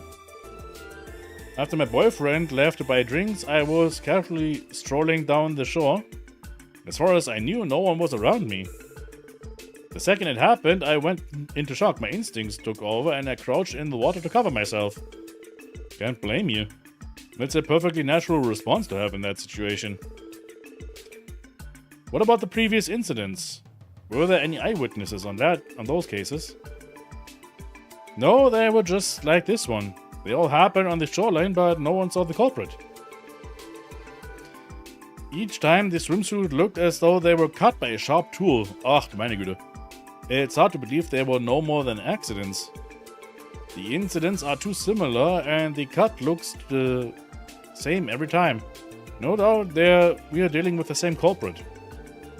But what's bizarre is that the beach has had different visitors registering during each incident. So there are no suspicious overlaps. Könnte eine Krabbe sein, ja. After the last time, I was beginning to think it was a fluke, but now it's happened again. Yeah, this is way too purposeful. You have an idea who could have done this, Lloyd? You shouldn't rush him, little lady. The police aren't superheroes. It's going to take more than a few vague stories to find the bad guy. No, it's alright. I already have a good idea of the offender's identity. Seriously? Even though you haven't inspected the crime scene? That would be the next step, under normal circumstances. In this case, however, I don't think it would yield us any more evidence. Since our crime scene is the lakeshore itself, anything incriminating has likely been washed away by now. Good point. But you said you already have an idea who the culprit is? How can that be? Simple. I was able to piece together a criminal profile based on the patterns in the story you gave me. Yay, you're so cool when you go all detective mode, Lloyd. Well, if you're so confident, then tell me this. Who was it? Who was the degenerate who tore my swimsuit? There are no eyewitnesses, and each crime has occurred at the edge of the water. Plus, the swimsuit are always torn by some kind of sharp edge. After taking all of that into consideration, the culprit is most likely... The victim herself? Nein. Victim's boyfriend? Nein. The lifeguard? Nein. Someone else entirely, ja. Also die anderen drei würde keinen Sinn machen, das ist Blödsinn. After evaluating everyone's statements, I don't think the perpetrator is in this room or among the other beachgoers. In my opinion, our culprit is something else that's been lurking on the beach. I suspect we're dealing with a monster. Monster? Like, literally? Are you telling me a wild monster was the one that tore my girlfriend's swimsuit? You can't be serious. Who would ever buy a crazy story like that? Where's your evidence? Show me the proof! Well, let's go all over the details from the top. First, there's this torn swimsuit itself. The tear is unnatural. It was done by something with a sharp edge, right? Yes, that's been the case in each of the incidents so far. That begs the question. Is it possible for someone to take a sharp object with them to the beach? No, or rather, it would be difficult. Ich habe ganz vergessen, wieder auf den Multichat rüber zu switchen, merke ich gerade. We strongly advise against that at the reception counter and perform thorough checks. And for security reasons, we have portable metal detectors to make sure people aren't concealing anything dangerous. I don't see any way the culprit could have brought something sharp from outside. Oh! Exactly. That's because our culprit never had to bring a sharp-edged tool with him in the first place. Not when their body itself is equipped with something sharp enough to rip a swimsuit. Like claws or teeth, for example. So that's enough to say that the culprit is definitely a monster? No, that alone is just enough for a working theory. And a very unorthodox one at that. However, when combined with the other elements of the case, it starts to gain a lot more credibility. What other elements? Today's incident follows a pattern with the ones that came before it, right? No eyewitnesses, identical methods, and each time the crime happened on the shoreline. The similarities are too stark. Chances are high that we're dealing with a repeat offender. Yes, and it's already known that there's no overlap between the names registered at the beach during the time of the attacks. Naturally, because the culprit isn't someone who entered the beach conventionally. But if they were an average person trying to swim in from the lake, our lifeguard here would have seen them. You're not wrong. One of my duties is to look for anyone trying to sneak in. So in light of all that, we are left with only one route the culprit could have taken to get to the beach. The depths. I suspect our culprit is an aquatic monster indigenous to Lake Elm. If it was small and amphibious, it'd be able to approach beachgoers underwater without waves noticing. After taking every aspect of this case into account, it's tough to imagine there being any other explanation. So it really was a monster that attacked her? The reasoning is sound. Wait just a moment. Isn't there something important you're forgetting to answer here? Why would some monster want to tear a girl's swimsuit in the first place? That's a good point. How do you explain that? Wouldn't all of this point to, some deranged pervert or something? Ich meine, wir haben schon Pervert-Schafe gehabt in Trails in the Sky 2. Also ganz falsch ist es nicht. I'll admit that I haven't figured out its motive just yet. Still, the evidence we have suggests our perpetrator is a monster, and my intuition is inclined to agree. For now, let's just say this particular monster has a habit of this kind of behavior and leave it at that. But if all of this is true, then what do we do? Is it truly a result of monster attacks? Then that reflects rather poorly on Michelin's management. I wish there was some way we could exterminate it once and for all. So do I, but we're talking about a monster elusive enough to not get caught in the act. And I don't know, we can continue to operate the beach in good faith, waiting for it to show up. Hey, I'm the victim here. There's no way I'm returning again until I know for a fact that place is safe. Ja, jetzt werd doch mal ruhig, Karen. Lass jetzt erstmal Leute hier machen. Well, what if I went out there and made myself bait? What? You can't be serious, Kier.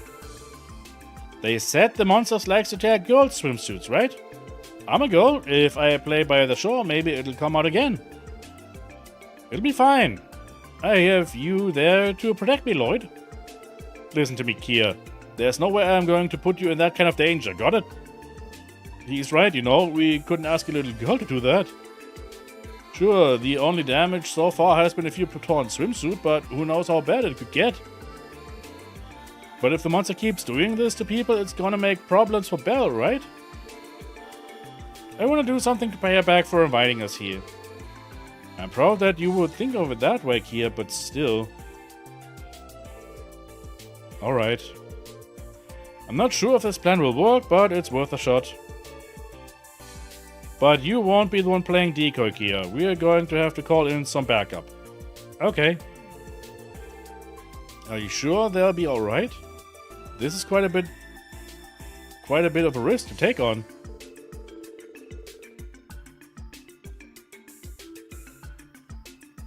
Not to worry, the ladies of the SSS are no strangers to fighting monsters. They can handle this. The only question is, which of them do we ask to play the role of bait? Ellie, Theo, and Noel should all be free to help right now. Who are you gonna call? Lloyd. Let's see. Theo werden wir ganz bestimmt nicht nehmen. Ellie ist mir fast schon... Soll ich Ellie nehmen? Also entweder Ellie oder Noel. Was sagt ihr? Was ist eure Wahl?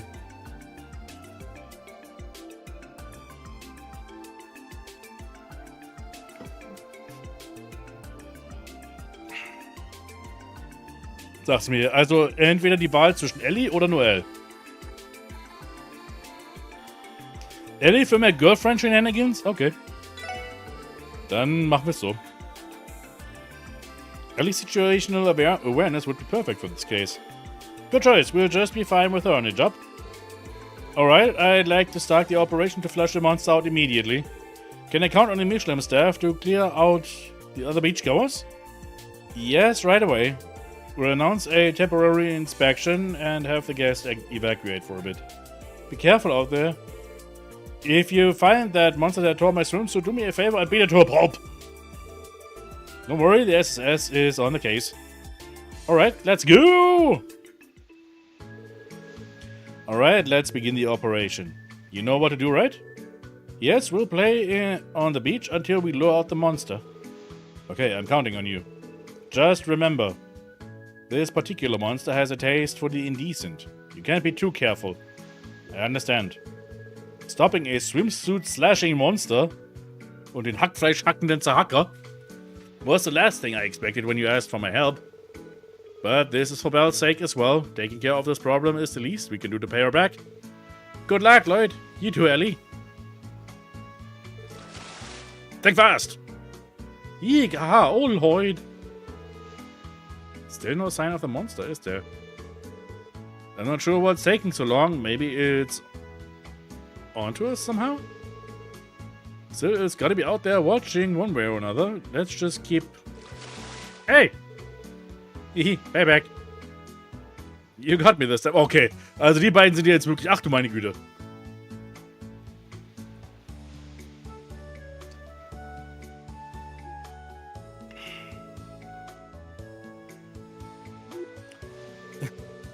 Oh, I want to play with them too. Lloyd said it was dangerous, but they look like they're having so much fun. Huh?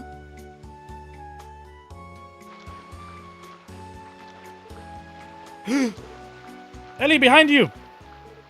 What? Ah! Ellie? I'll be fine. Just go. Chase after the monster. Right. In fucking Pinguin, ja.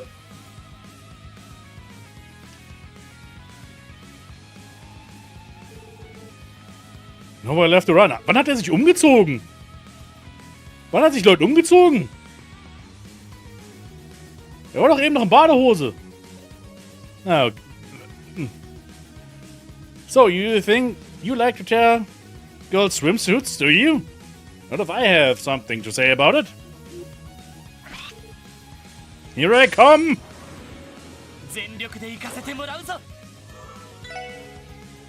Blue Penguin, okay.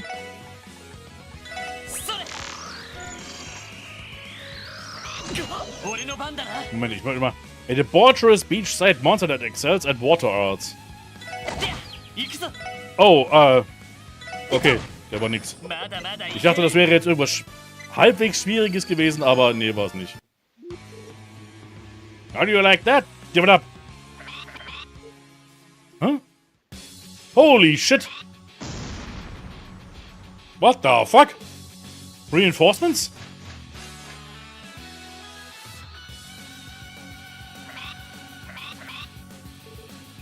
Not good. Lloyd! Super Hentai-Pinguine, ja. Kia, Ellie, are you alright? We'll talk later. Focus on defeating the monsters. Right. Go get it, guys!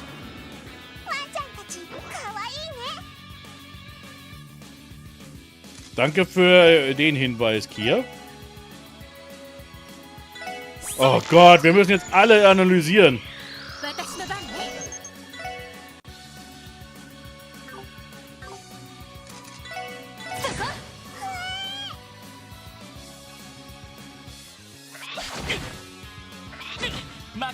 Und wir müssen Kia beschützen dabei. Ist das notwendig? Muss das denn... Danke, Kia.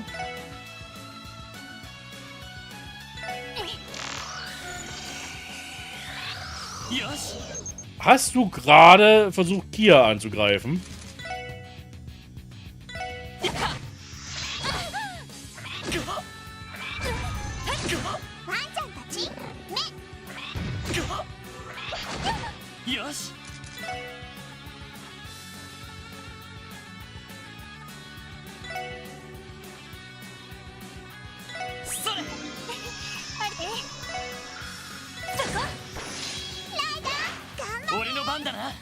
wie so ein kleiner Cheerleader.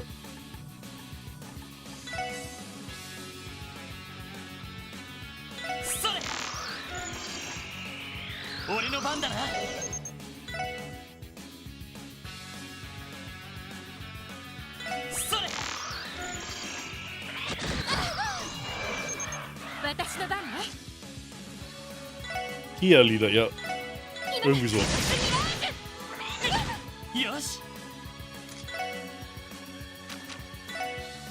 Wisst ihr was? Die geht mir auf den Sack.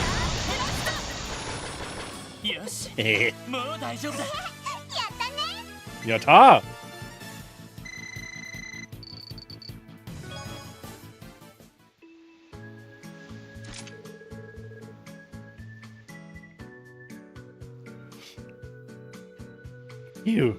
We managed to take them down with just the two of us. And with Kia cheering us on, of course. Good work, guys. It was touch and go for a while there, but I do believe this is case closed. Hey, Ellie. Not sure what to say, but I'm sorry. I should have protected you back there. Don't worry about that. I'm the one who let my guard down. Frankly, I'm more concerned about why those monsters were on the beach to begin with. Who's to say? It could be because of the impact Michelin's development had on the surrounding area. Maybe the habitat was affected, so they retaliated by attacking people? That's my guess anyway. An interesting theory. You could be right on the mark. Maybe the reason why they were so fixated on tearing girls' swimsuits was because of how much of a commotion it caused. I feel kind of bad for them now. Yeah. Anyway, we are done for now. Let's go report everything to Carmina and the others. Agreed. Shall we?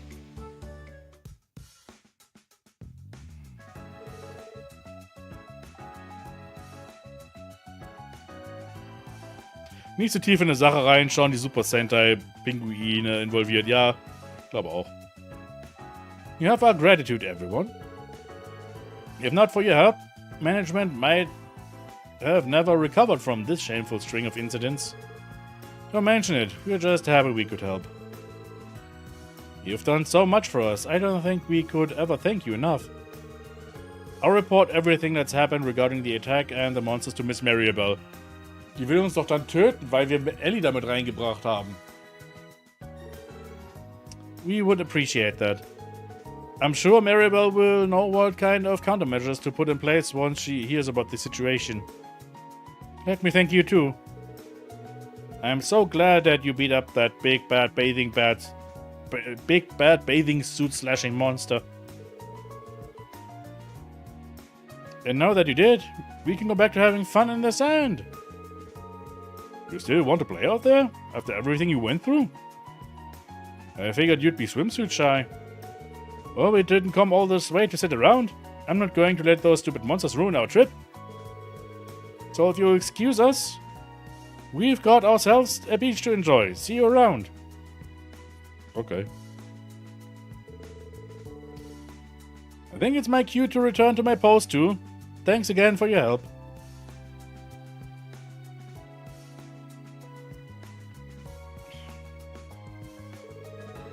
Alright, are you guys ready to head out too?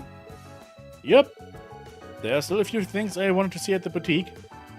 I'll be there until it's time to meet up. Alright, see you in a little bit. Bye bye. Okay. Natürlich gab es eine versteckte Quest.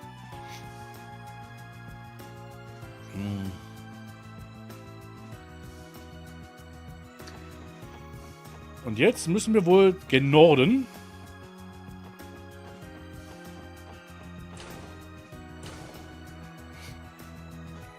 Und dann mit Theo reden. Wow. Wonderland. Michelin Wonderland. MWL. Ah, da ist Theo. Okay. This place is amazing, Lloyd. Yeah, I'm starting to get pretty excited myself. Now, let's see. Some of our friends might already be waiting in front. We should go find them. Okay. Theo! Come on here. Hey guys, sorry we took so long. There you are, Lloyd. Here? Hey. Both. So you got here first? It looks like we're the only ones here so far. Correct. We were slightly ahead of schedule. So with the extra time, I have been working to indoctrinate Solly into the Mishian church. Hey, don't give them the wrong idea. I mean, he's not even that cute. Not that I think he's cute in the first place. There's no hiding it from me. The Aeon system has been detecting strong Mishi-defying readings coming from you for a while now. Also, meine Güte. There's no way you can do that. You're lying. Oh, you guys are such good friends. Now, maybe we should wait here for the others to arrive?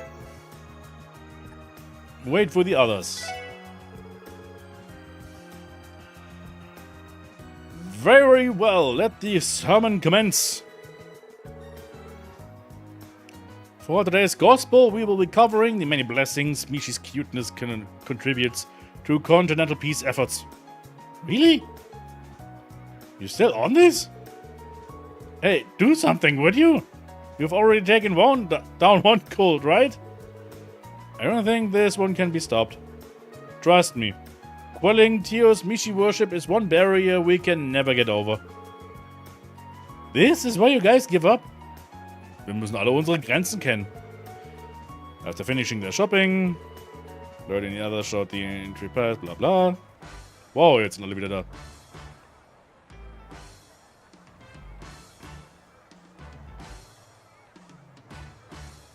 Wow. Okay. Wow. Here we are, Michelin Wonderland. On the verge of tears. Oh dear.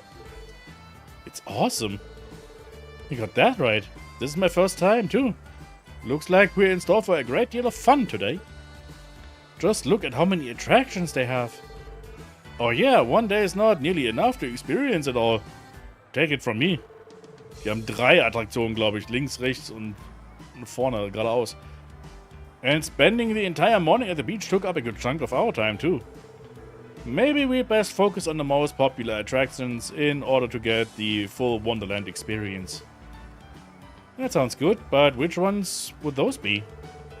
The Ferris wheel on the left is definitely on the short list. Voll creepy, so dieses Sonnengesicht. It's popular with everyone, families, couples, you name it. It's true, the view is amazing. You might even get more out of it if you save it for last. Ooh, good thinking. Hehe. That sounds like an excellent way to end the day. Another can't miss is the tower at the heart of the park. Okay, also es ist wirklich einfach Disneyland, ne? Otherwise known as the Castle of Mirrors, it's one of their signature attractions. On the highest floor you can find what they call the Wishing Mirror. People say if you ring the bell at the top and make a wish in front of the mirror, it's guaranteed to come true. Das Sonnengesicht erinnert mich an den Boss in Drachenfort in Chrono Cross. Stimmt, ja. Der war creepy auch, ja. My, how romantic. That one's popular with families and couples too. See, the bell has handles on both sides so that you can ring it with a partner. That makes sense. I imagine it'd be tough to do it alone. Hey, look! Do you think anyone lives in that mansion over there? That place gives me the creeps. I don't know, actually. Did they add that one recently? Yep, it's the park's new attraction. They call it the Horror Coaster, and it's super popular. Yes, I looked into it in preparation for today. It's a thrill ride with a horror theme. The technology they employ for the effects is very impressive. Why does their newest ride have to be a scary one? It figures Bell would at least give me a warning. Ellie kommt wohl nicht... Ah, okay, Ellie hat ja auch Angst vor Geistern. Ja. I like it. Sounds like my kind of place. Any other standouts to speak about? It's not a ride, but I know the fortune teller's house is popular. Some friends and regulars swear by the so-called soothsayer that started working there last year. I've heard she can do anything from compatibility ratings to finding lost items. Apparently, she's also an exotic beauty with a mysterious aura. Oh my, that sounds interesting. Could she be a diviner from the east? Scheherazade, vielleicht? Keine Ahnung. You're all forgetting the most vital of today's activities. Tracking down Mishi. It's a Michelin custom to locate him throughout the various sections of the park. And if you're lucky, you may even encounter his little sister, Michette. Oh, okay. Teotot's got a spark in her eyes. Oh, on that note, is there anywhere in the park we can cool down? Yeah, there's a rest area off to the left. We also serve concessions there. And that sounds like the perfect meeting place for us.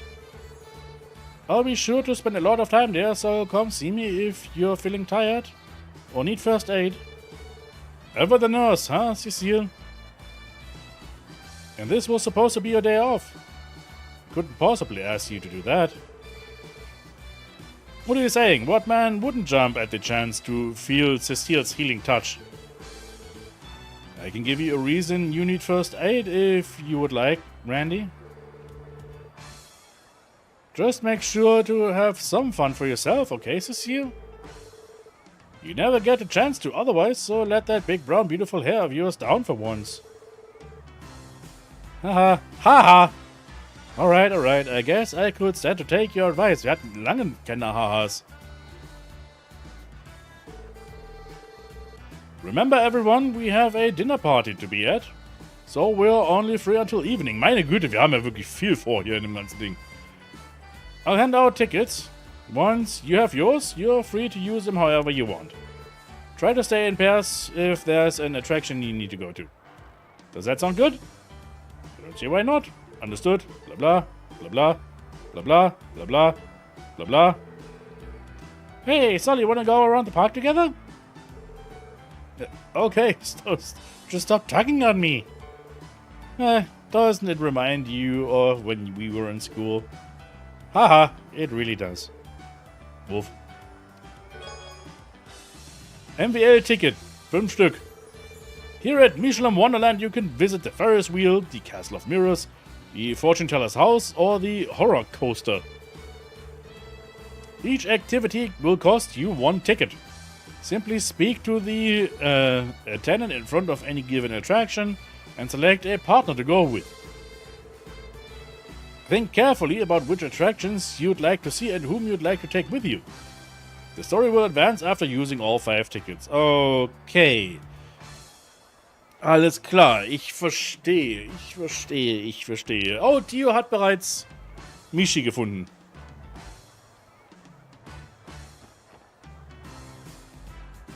Da. Ja, der Tio ist hier links mit Mishi.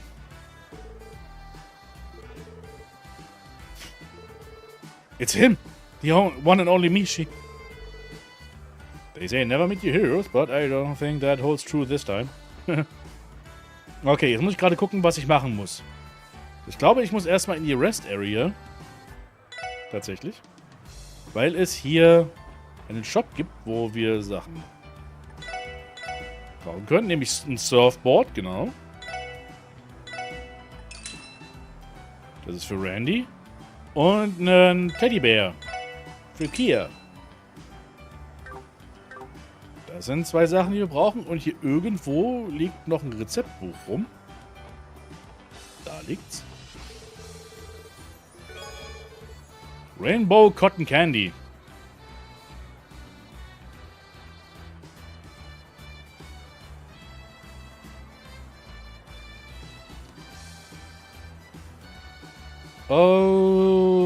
Okay, also. Wenn wir 3 Tickets eingelöst haben, aufgebraucht haben, bekommen wir nochmal die Möglichkeit für eine weitere versteckte Quest. Aber erstmal müssen wir 3 Tickets aufbrauchen. Das allererste, wo ich hingehen will, ist wirklich das Fortune Tellers Haus. Weil ich habe so eine Vermutung, wer dort ist. Also wirklich... Mal gucken, ob sich mein Verdacht bestätigt.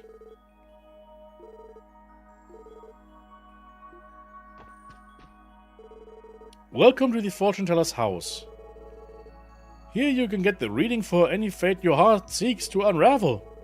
2 souls may enter at a time. Care to see what destiny has in store? Who should I invite? Ja, okay, also hier wurde auch schon gesagt, dass es eigentlich eine gute Idee wäre, hier ein Save zu machen, um dann alle Events zu sehen. Ganz ehrlich, dafür habe ich die Energie nicht. Wir werden das einmal machen und dann gucken wir mal. Ne? Die Ouroboros-Agentin, die eine Bekannte von Scheherazade war, Luciola hieß sie.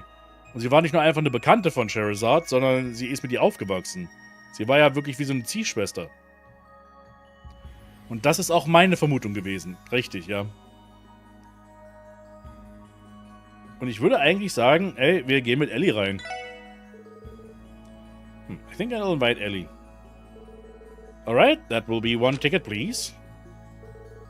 Now then, right this way. Welcome. Come right in. Please have a seat. Alright. I guess they say what they say is true.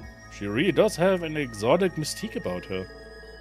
Indeed, you can tell she is quite beautiful too beneath the veil. Es ist Luciola, oder? Das sieht doch sehr nach Luciola einfach aus. Es ist natürlich jetzt schwer zu sagen, wer sie jetzt eben wirklich diesen Veil, ich weiß nicht, wie man das auf Deutsch nennt, dann davor hat. Den Schleier, so heißt es. Selbe Haarfarbe ist es auf jeden Fall. Ich glaube, die Augenfarbe ist auch dieselbe. Es sind auch rote Haare. Rote Haare, rote Augen. Ich denke schon, dass es Luciola ist, ja. My, whatever is the matter? The both of you are staring. Keep in mind, others are waiting for their turn. Shall we begin? Sorry about that, we're ready. Very well. But before we proceed, could I perhaps trouble you for your blood types? Our blood types?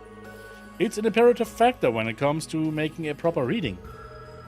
Though naturally I won't force you, if you'd rather not say. I don't mind, I'm type 0, or type O. I believe I'm a type A.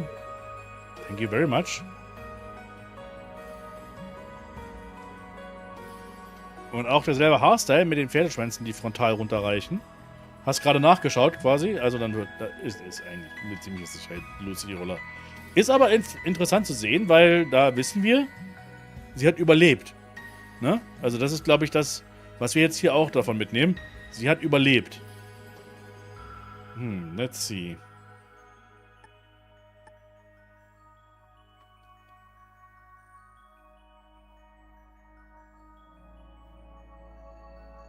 Ich schaue gerade mal.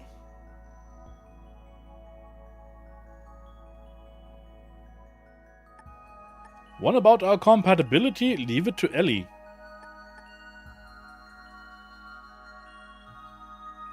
Hm.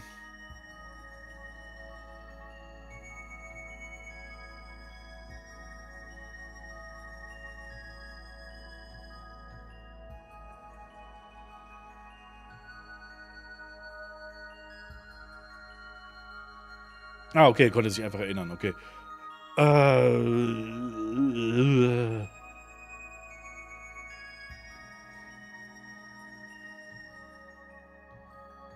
Gibt es hier irgendwas? Also hier wird einfach einem nicht gesagt.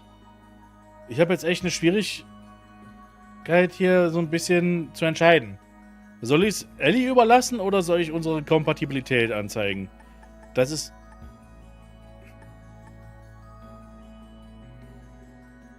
Das ist ein bisschen sehr direkt, ne? Wenn ich jetzt über ihre Kompatibilität frage. Aber was ist, wenn ich... Was ist, was dann, was Ellie sagt? Das steht auch in dem Walkthrough jetzt hier nicht drin. Natürlich. Weil das jetzt nicht irgendwie dazu beiträgt. Macht es einen Unterschied? Ich habe keine Ahnung. Ich habe keine Ahnung. Ich weiß nicht, was kommt.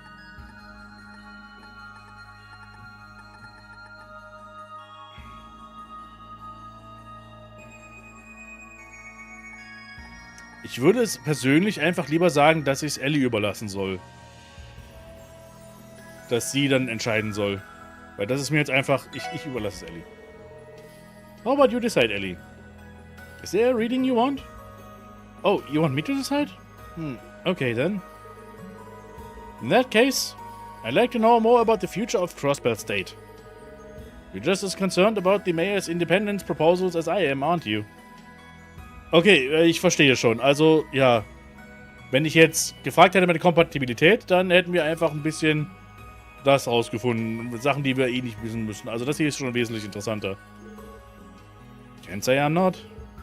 Is that something you can do for us? Hihi, simple task.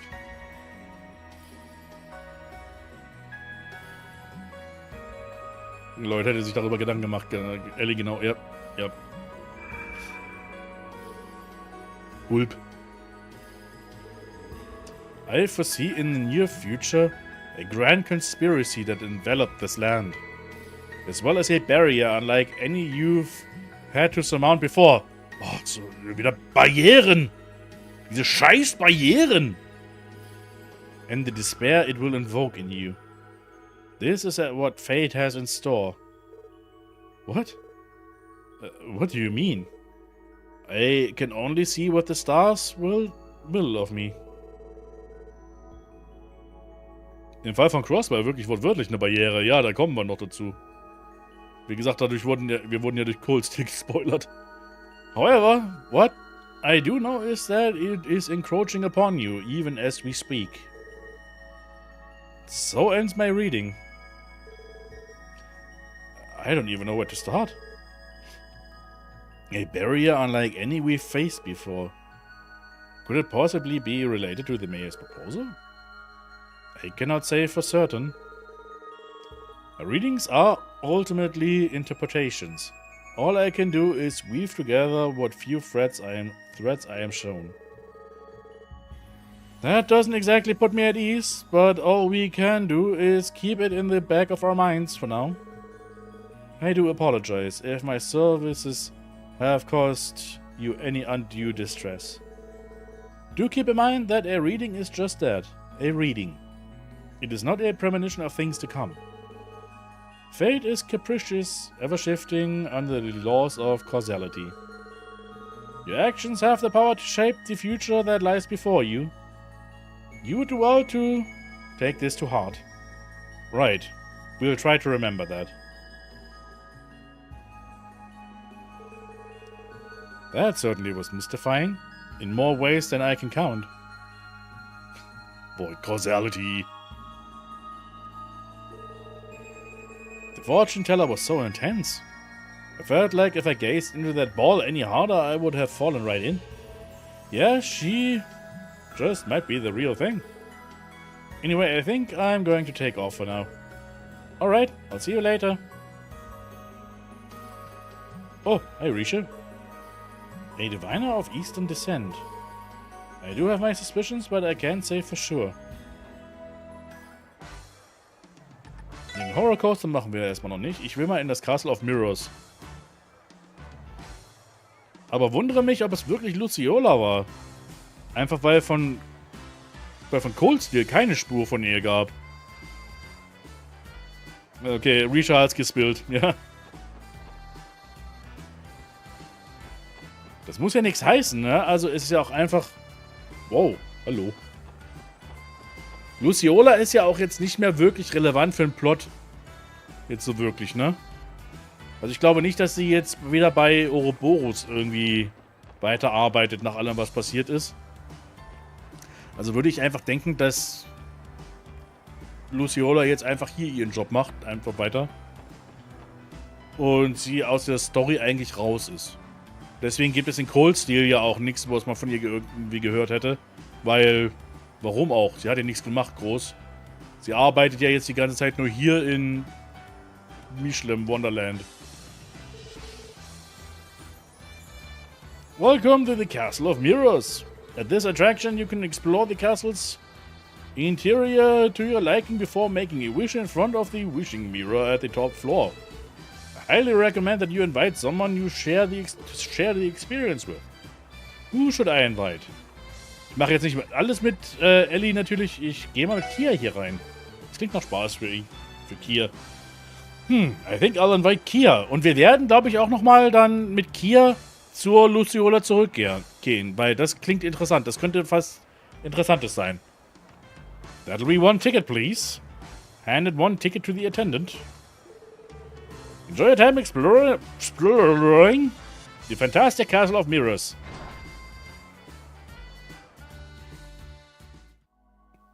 Wo? Ups.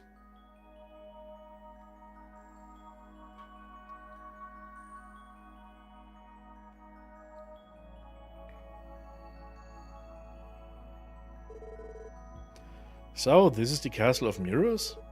I've heard a lot about it being the centerpiece of the park. Honestly, it's more impressive on the inside than I could have imagined. What's that spinning in the middle? Ob's designtechnisch an der Phantom Zone inspiriert war? Phantasm Zone? Welche meinst du?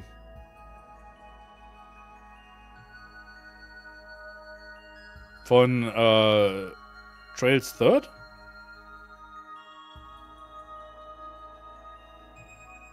What's that spinning thing in the middle? Oder wie das in Sky 3 hieß. Glaube ich jetzt weniger eigentlich. Obwohl, es kann vielleicht sein.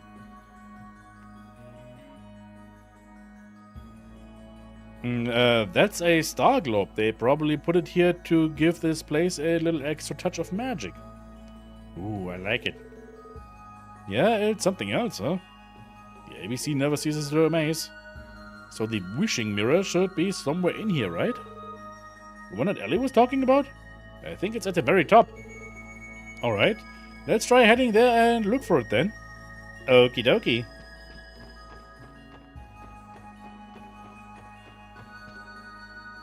What the fuck, hier sind Gegner? Bitte was? Warum sind hier Gegner? Seht ihr das auf dem Radar?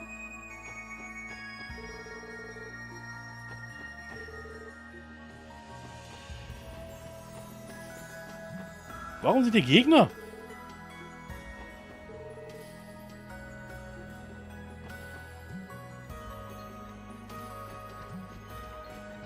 Okay, dass gerade Gegner angezeigt wurden auf dem Radar, zeigt mir, dass hier vielleicht noch was irgendwann später passieren wird. Glaube ich. Also ich glaube, das ist nicht so gewollt gewesen. Das war, glaube ich, jetzt sowas, was man einen Interface-Spoiler nennt.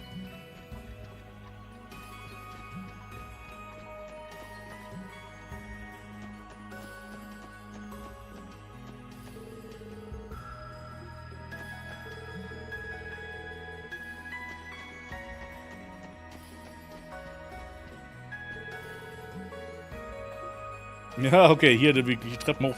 Das ist ja, glaube ich, wirklich anstrengend. Und die Touristen hier haben wirklich nichts wirklich groß zu erzählen.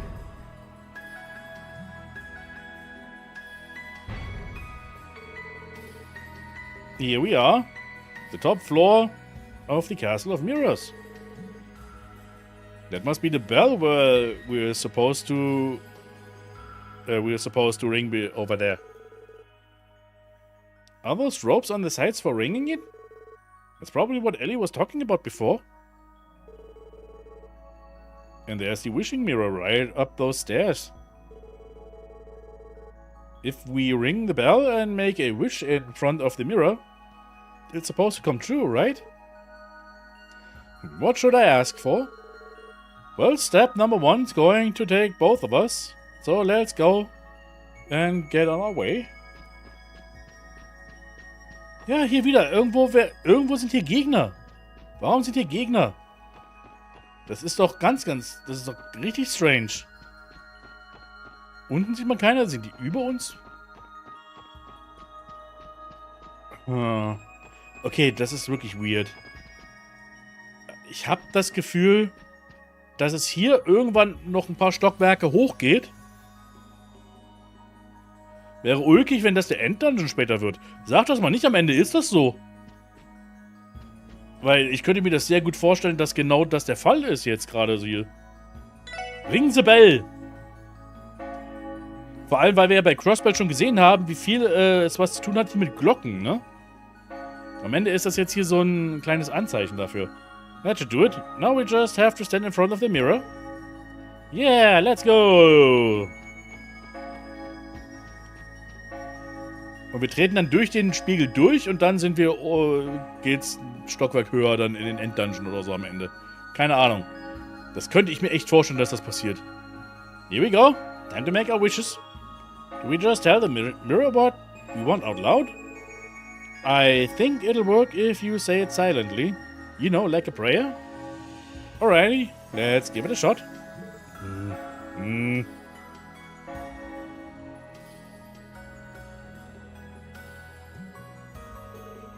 That should do it. Yep, I just made mine too. So, what did you wish for, Lloyd? Me? Well, it was so generic that I'm kind of embarrassed to say. I wished for the ability to continue protecting Crossbell. With you and the rest of the SSS too, of course. Oops. Hee. Yeah, I knew you'd say something like that. Haha. I'll take that as a compliment. How about you, Kia? What did you wish for? I had too many to pick just one. So I gave my wish to Shizuku instead. I told the mirror that I want her eyes to get better. What isn't it? Yeah, I hope they do too.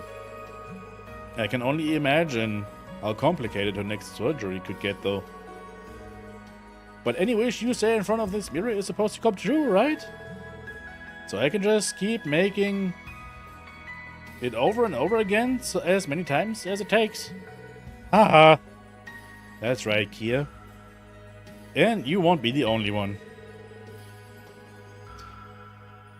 In Paper Mario gibt es einen Kristallpalast, wo der Gimmick ist, dass überall Spiegel sind, worin sich Gegner verbergen, die das Team nachahmen und so den Spieler irritieren und selbst im Kampf deren Fähigkeiten zunutze machen.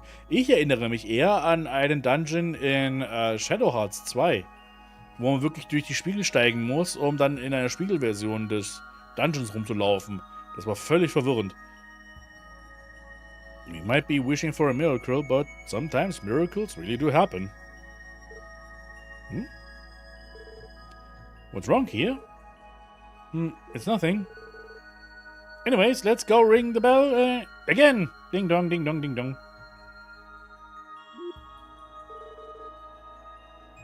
Haha, aren't you full of energy? Was war jetzt das Komische mit Kia? Kia hat irgendwas an diesem Schluss gemerkt. Wow, the castle was so big. I had a ton of fun. Is it okay if I go play somewhere else now? Of course. See you later. Yay. Bye, Lloyd. Okay, das war nett.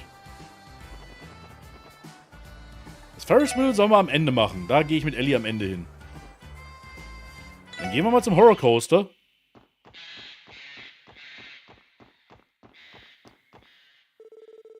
Welcome to the Haunted Villa. Come to Michelin Wonderland's Horror Coaster.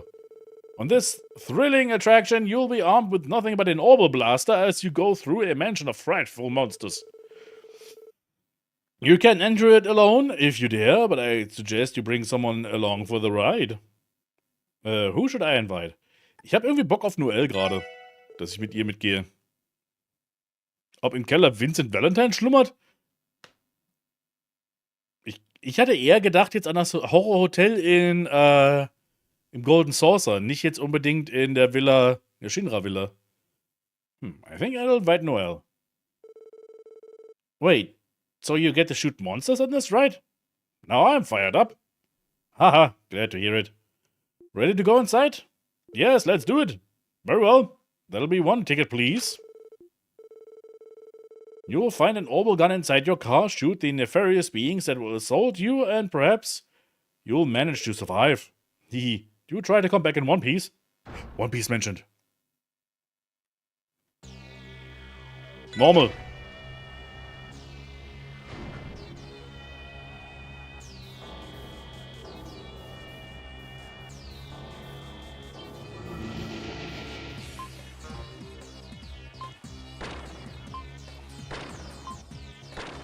Okay, ihr hättet mir sagen sollen, dass das ein Quicktime-Event wird.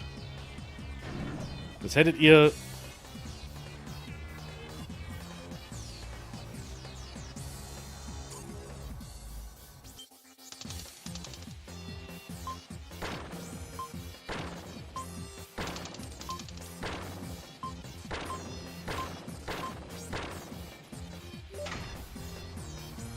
Noelle verliebt sich in uns gerade.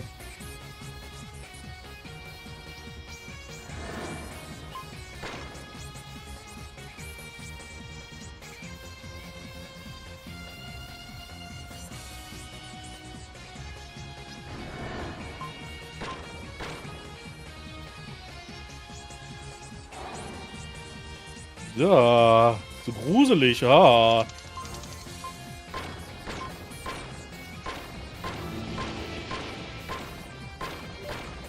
Holy shit.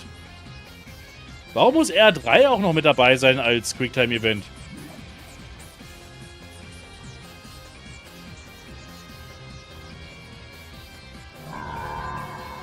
Boah.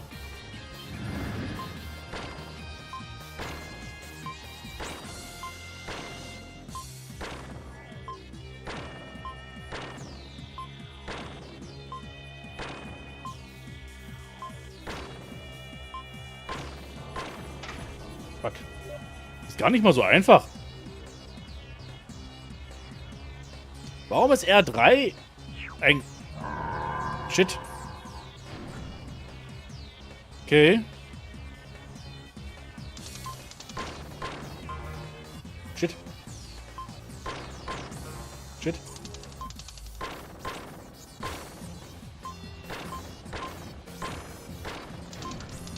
Ah, meine Fresse.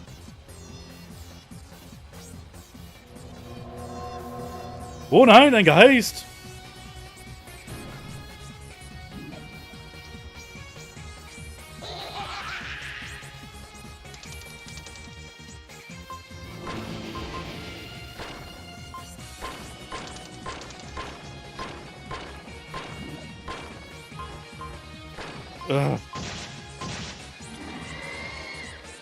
Das ist auch so, wenn man einmal drückt, wenn man einmal falsch drückt, ist es auch vorbei, ist die Chance vorbei. Da kann man, also es ist nicht nur, dass man einfach schnell genug sein muss, man muss auch exakt richtig drücken. Sobald man irgendwie eine Taste falsch macht, ist das vorbei. Hat man verfehlt. Also es ist wirklich kein Fehler wird erlaubt. Phew, now that's what I call a good time. I wish the CGF would add a game like this for our shooting drills. It'll probably help the guardsmen practice their aim. Well, you never know. Maybe the commander will look into it if you brought it up to her. Anyway, I'll see you later. Okay, bye for now.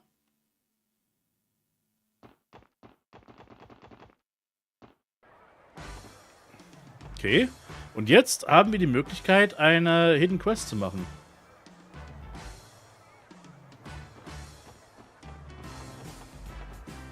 Das war eine Rest Area. Guck mal da hinten.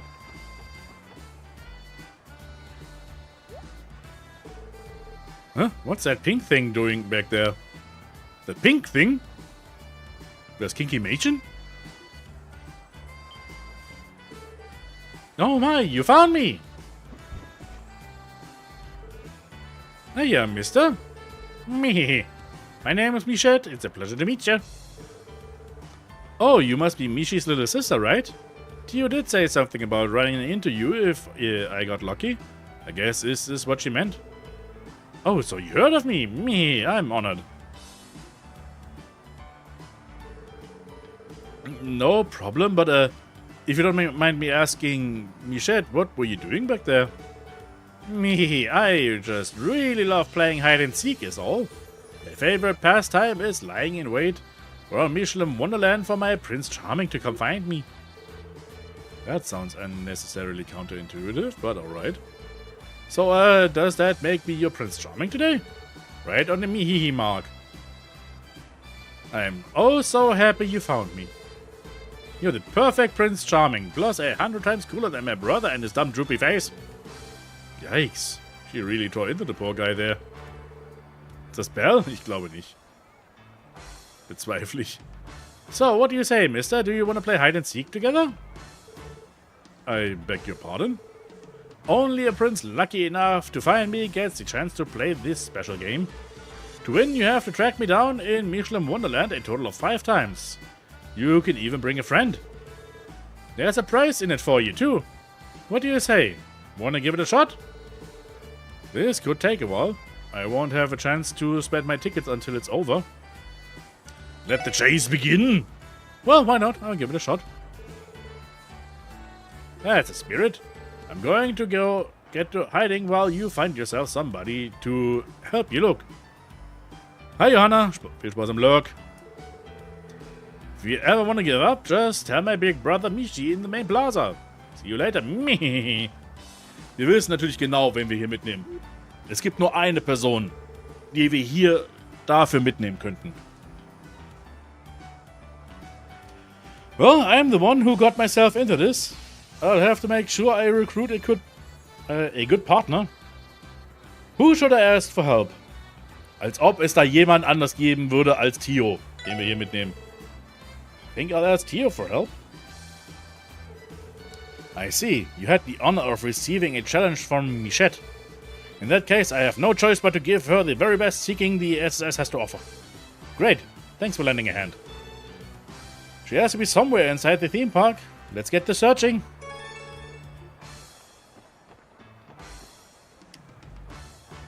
Okay.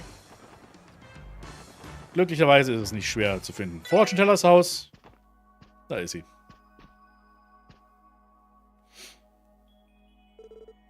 Ah, there you are. Neek, you found me.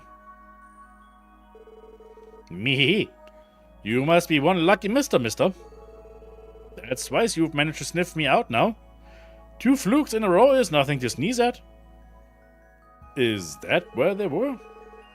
Me, don't get too confident. All of this was just a test so far. Sooner or later, your luck is gonna run out. Oh, wow, sie steht auch da rum. She made a clean getaway. That said, I was expecting this to be much more difficult. You took the words right out of my mouth. I guess just because she loves hide and seek doesn't necessarily mean she's good at it. Anyway, let's keep up the pace and see if we can track her down again. Nächstes. Main Area. Ah, okay, da ist sie ja schon. Oh, there you are. Aha, you found me. Maybe I underestimated you. You found me not once, not twice, but thrice now. That's more than just luck, mister. I mean, if you say so. Alrighty. This next round won't be so easy. No more Miss Nice, Michette. Me. There's no way you'll track me down this time. This marks the second time the two of us managed to find her. Though her new hiding spot will likely be even more difficult. Yeah, the way she put it makes me a little anxious, but let's get started. Wonder where she could have gone. Oh, hi, Cecile. I've already used up half my tickets. It happened so quickly too. I suppose that's just what tagging along on so many rides will do, though. Ja, aber wenigstens hast du Spaß. Ferris Wheel hieß es. Irgendwo hinter einem Ah, da ist sie. Ich sehe es schon. Ich sehe es schon. Ist ja wirklich nicht schwer. There she is. Ah, you found me again. Me, you've really got a talent for this, mister. It's unthinkable for someone to find me when I'm trying this hard to hide. Something tells me that's an exaggeration. Well, whatever, you still have to fight me 2 more times to win. Me, good luck.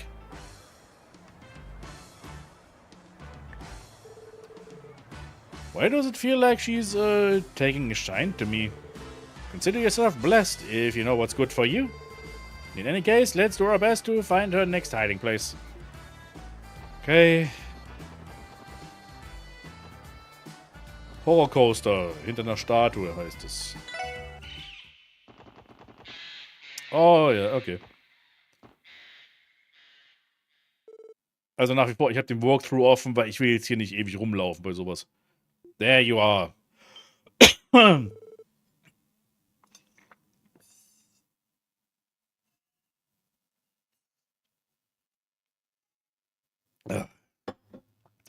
Oh no, you found me again. Geez, you've seeked me out 4 times now, and so quickly too. I can barely believe it. Me. If only some of your talent could rub off on my brainless big brother Michi. Harsh, Michette? Harsh, Michette really never lets up on the poor guy, does she? Okay, this is the last round. For your final challenge, I am going to hide in the best spot I know. Let's see. You find me this time? About time. I was starting to think we'd never get see the end of this. It's not like she can leave the park, so it can't be too hard. We know our way around well enough at this point. Then let the seeking begin. Ich meine, das Einzige, wo wir noch nicht waren bisher jetzt, bei dem Ganzen, ist der Castle of Mirrors, ne?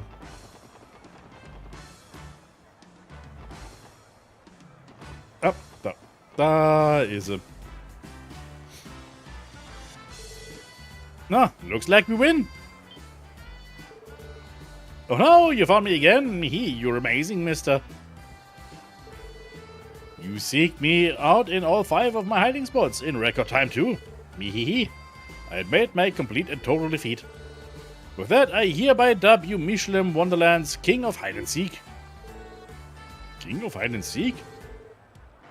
Michette has seen fit to bestow a title upon you. You should be honored.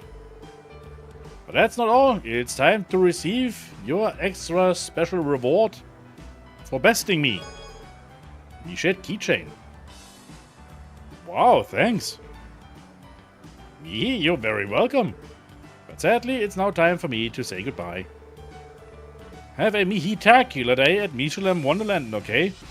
That way you'll have a ton of fun memories to take home.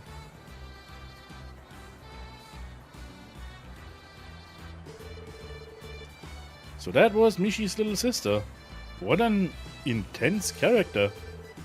Agreed. She not only lived up to the rumors, she exceeded them. Thank you for the enjoyable time, Lloyd. I'll just be excusing myself. Yeah, see you later. Hide and Seek completed. Und jetzt habe ich noch was anderes, was ich vorhabe. Weil Luciola ist ja so gut im Fortune-Telling. Würde ich sagen, nehmen wir mal Kia hier mit rein.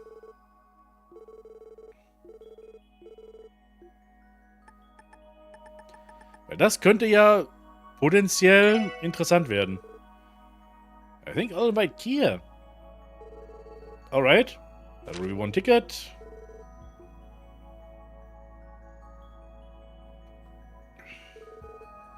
Back for more, are you? Come in. Please have a seat. Thank you. I'm honored that you would take the time to visit me again. Now, if you wouldn't mind, could I trouble you for your blood types? If I remember correctly, you, sir, have array type O. Isn't that right? Yeah, I am. You said I was type B, right, Lloyd? Yeah, we learned that from the exam at St. Ursula, remember? Thank you very much. What kind of reading do you seek? Let's see. About our compatibility juckt mich nicht. Oh. Was ist denn gerade mit dem Stream auf YouTube passiert? Ich sehe es gerade, dass ich nicht mehr verbunden bin mit dem Stream auf YouTube. Aber der läuft zumindest noch. Okay, jetzt bin ich wieder da. Okay. Gut. Schreck lass nach, aber es ist alles in Ordnung. Alles funktioniert.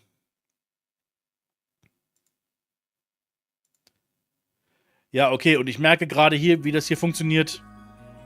Wir können die Kompatibilität nachschauen, das ist aber uninteressant.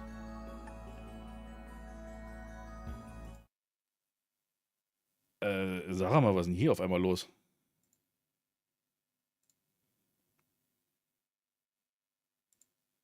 Auf einmal jetzt überall Spambots kommen hier nochmal rein. Und wenn wir das überlassen dem anderen Charakter, kriegen wir die interessanten Infos. So kommt mir das hier gerade vor. Also überlassen wir das Kier. How about you decide, Kier? Is there a reading you want? I get to pick. Okay, vor allem Kompatibilität mit Kier, ja. Das ist aber damit gemeint, dass es halt die Spielmechanik gemeint. Wo man halt Kompatibilität haben kann. Got it, I want a compatibility reading between me and Zeit? Der Hund? Warum der Hund? Zeit? Zeit is our police wolf. He lives with us at our headquarters, you see. Is that so? Very well then, my child. Go and retrieve your friend Zeit. I would be happy to give the two of you a reading. You would? Really? Okay, I'll go and find him. Sorry about this. I didn't expect her request to be so outlandish. Hehe, no trouble at all. I can't say I'm not intrigued. That's wirklich weird. This woman really is strange. Wuff. Now let us begin. So pretty. A girl whose smile brightens the room, and a proud wolf who watches over his comrades. You are able to understand each other and thereby share a bond of mutual respect. No matter what may happen in the future, this wolf will continue to look out for you. So ends my reading. Did you hear that, Zeit? We're going to be together forever. Doesn't that make you happy? Wolf. Haha. Thanks for playing along with her like this. I told you I was intrigued, didn't I? An experience this extraordinary doesn't come around every day. That being said, even I could not have foretold the propensity of these particular fates. Entschuldigung? Moment. Jetzt muss ich gerade mal was nachschauen.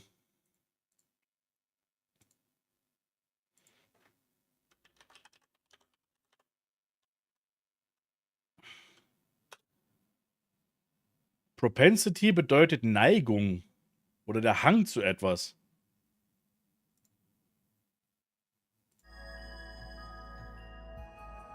Die Neigung dieser beiden Schicksale? Ich muss einfach nachgucken, was Propensity auf Deutsch hieß. It's fair to assume only Adius knows what the future has in store for them. Is everything alright? Quite. Pay it no mind, and please do feel free to visit again. So that's what fortune telling is like. It was so much fun. How did she even know all that stuff? Also Zeit und Kia sind irgendwie verbunden per Schicksale, ja. Also irgendwas muss mit Kia und Zeit noch sein, ne? Also, sonst wäre das ja nicht hier im Spiel. Sonst wäre jetzt das nicht passiert. Das Spiel will uns irgendwas sagen damit. Aber was, ist die Frage.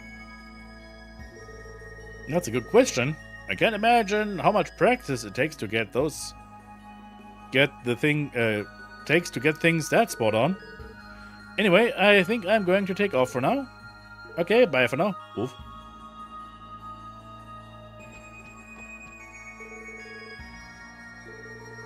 Hier steht alle immer irgendwie andersrum, ne? Und jetzt, oh, wir sind schon am Abend hier. Und jetzt wird's romantisch. Und deswegen habe ich mir jetzt das Ferris Wheel... Alter, das ist so creepy! Das Ferris Wheel fürs Ende ausgesucht. Und da werden wir auch mit Ellie rumgehen. Welcome to the Sunshine Ball Ferris Wheel. Here you can see the very best views in all of Michelin from the comfort of your gondola. How about taking a friend along for a ride? Who should I invite? Ellie. I think I'll invite Ellie. Alright, that'll be one ticket. Tja. 2 guests coming in.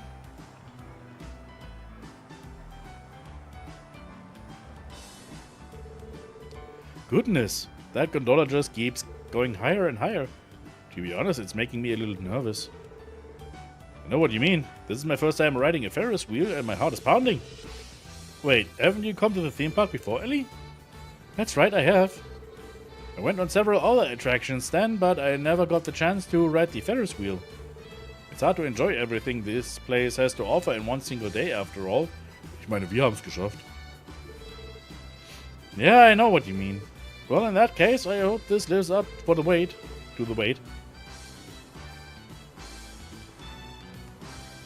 Ich verstehe das auch nicht, was dieses Sonnengesicht soll. Also, das ist wirklich was, wo Designer... Das ist nicht das, was Designer oder Künstler irgendwie gemacht haben, sondern was irgendwelche Chefs irgendwie in Anzügen dann entschieden haben. Die denken, ja, okay, wir machen Gesichter rein, das mögen die Leute. Während sich die Artists und so weiter, die Künstler, dann die Haare raufen, weil die wissen, dass es einfach unheimlich wird. Me too, I'm looking forward to seeing the view from the top.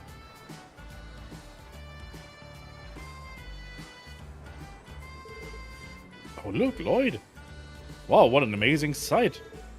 Truly, it's as if the sunset's reflection has dyed the whole lake red.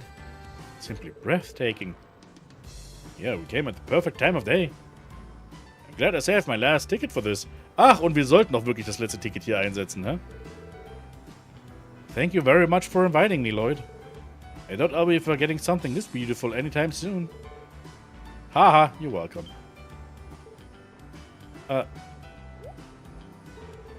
Something wrong, Ellie? No, it's just... The couple riding in the next gondola. They're kiss... Huh? Oh, ha ha ha ha! Look at those 2 lovebirds go.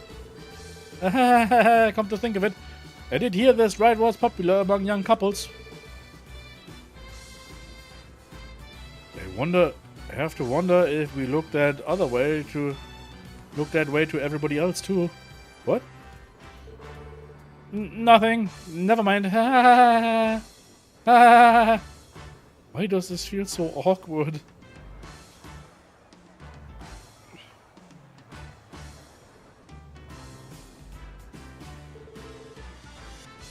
Oh, we're almost back at the bottom.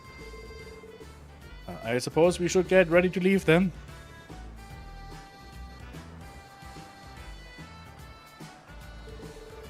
Thank you again for inviting me, Lloyd. It was nice spending time with you. Pleasure was mine. I'll see you later. Yes, until then.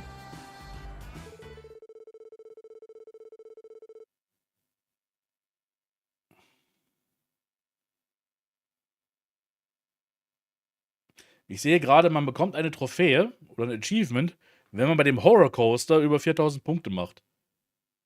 Könnt ihr vergessen.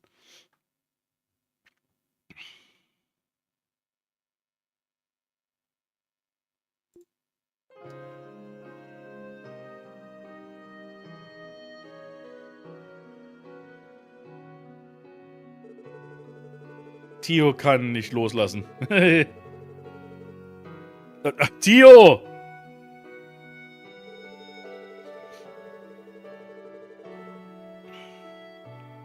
They then return to your hotel and prepare for the upcoming dinner party. Ach ja, stimmt, wir hatten eine Dinnerparty noch vor uns.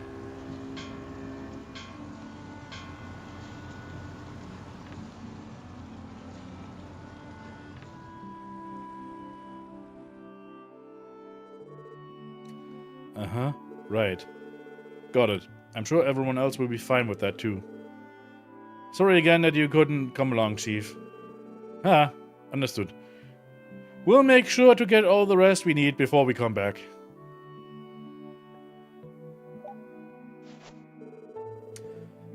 Good to know everything's okay at the SSS building. I'm probably just overthinking things. Haha, good evening, ladies and gentlemen of the SSS. I have left you all a little something to remember me by. Enjoy yourselves.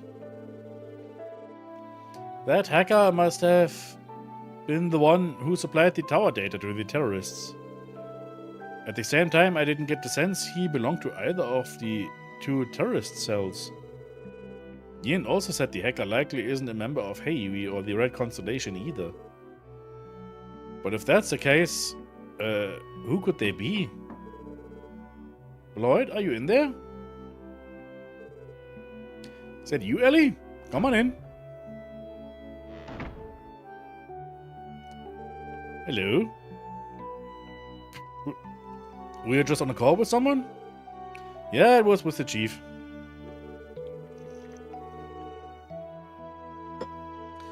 I wanted to check in on things at the SSS building, so I got in touch. I've been anxious something might happen while we're away. But everything's fine. I'm just crossing my bridges before we get to them, is all. Is that so? I can sympathize, especially in light of everything that happened surrounding the trade conference. With that said, we're still off duty, mister. The only thing you should be thinking about is resting and relaxing. Haha. Yeah, you're right. So what brings you here? Did you come to pick me up for dinner? Something like that. I hadn't seen you around for some time. I thought that if you were still here, then perhaps we could go to the guest house together. That is, if you wouldn't mind. Yes, I mean, no, I wouldn't mind at all. Wait, are you teasing me again, Lloyd? Ellie, meine ich. No, well, I wasn't trying to, at least. In any case, shall we head out? Ach, meine Güte, die beiden. Ist ja furchtbar mit euch. There's still time before the dinner party. We can make a little detour if you like. Good point. It wouldn't hurt to pass the time looking around downstairs. Wait, why am I getting so flustered about being alone with Ellie? Und hier, glaube ich, ist tatsächlich was hier passiert, dass wir hier immer den Charakter bekommen, mit dem wir die die meisten Bonding Points haben. Ähnlich wie das auch mit dem Date-Ding ist mit Final Fantasy VII. Also hier hätte auch Tio sein können, Randy, Warzy oder Noel.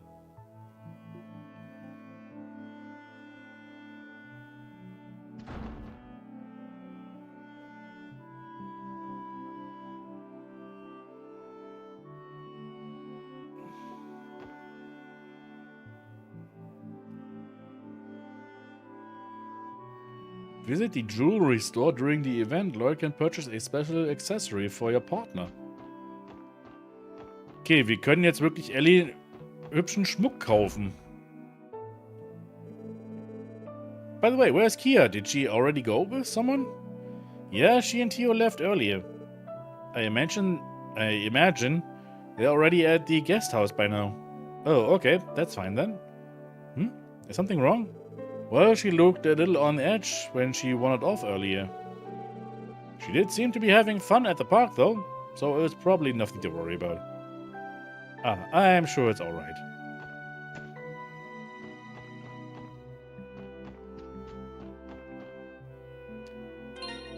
Ja, okay, ich brauche 10.000 Mirror für das Ding, also...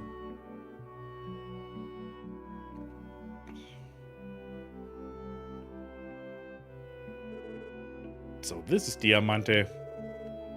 It's just like how I imagined it. This jewelry looks absolutely superb. That's right, you spent most of today in the boutique, didn't you? Wait, so does that mean you aren't already a member here, Ellie? But you and Maribel have been friends forever, plus you're a McDowell, not to be presumptuous or anything.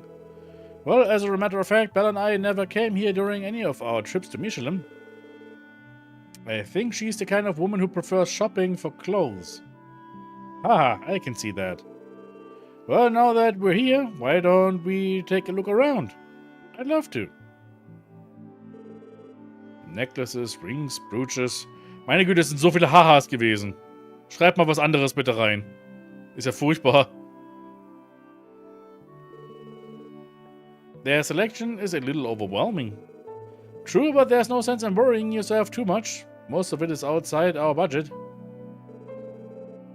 Oh, look here, Lloyd. Isn't this ring just lovely?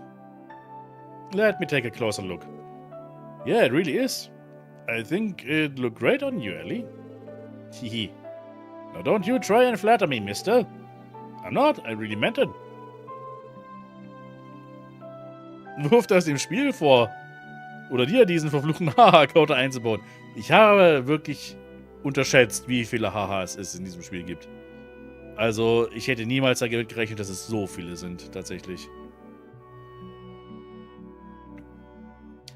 It would probably cost me 3 months' salary to pay for something like this.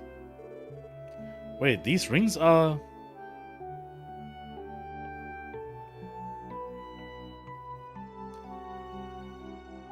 Alleine 30 Hahas im heutigen Stream, ja. Hello there! Are you two shopping for engagement rings this evening? I could offer my assistance if you would like. Excuse me? I think there's been a mistake here. Oh, my apologies. Are the two of you not planning to be wed? I saw you eyeing the engagement rings, and I just assumed. No. It's not like that at all. We haven't gotten that far yet. Don't get the wrong idea, Lloyd. I just like the ring is all. I swear I wasn't trying to imply anything by it. I know, Ellie. It was an honest mistake. There's no reason to get so flustered. I see. Then should I give you more time to properly discuss the terms of your engagement? No, I told you it's not like that. Haha. Kind of hurts that she's so desperate to clarify the situation. Regardless, I do owe Ellie a lot for always being there for me. A wedding ring is out of the question, but maybe getting her a gift wouldn't be a bad idea. This Esmeralda's brooch looks like it would suit her. Ich stelle mir gerade deren Hochzeit vor, mit deren Wir sind nicht zusammengehabe vorm Altar. Ich glaube wirklich, die würden bei der Hochzeit dastehen und beide würden denken, wer wird denn jetzt geheiratet eigentlich? Ellie und Lloyd? Ach Mensch, ist ja schön für die. The price is 10,000 mehrerer. Oof, that's a lot. Can I even afford it? Purchase the brooch.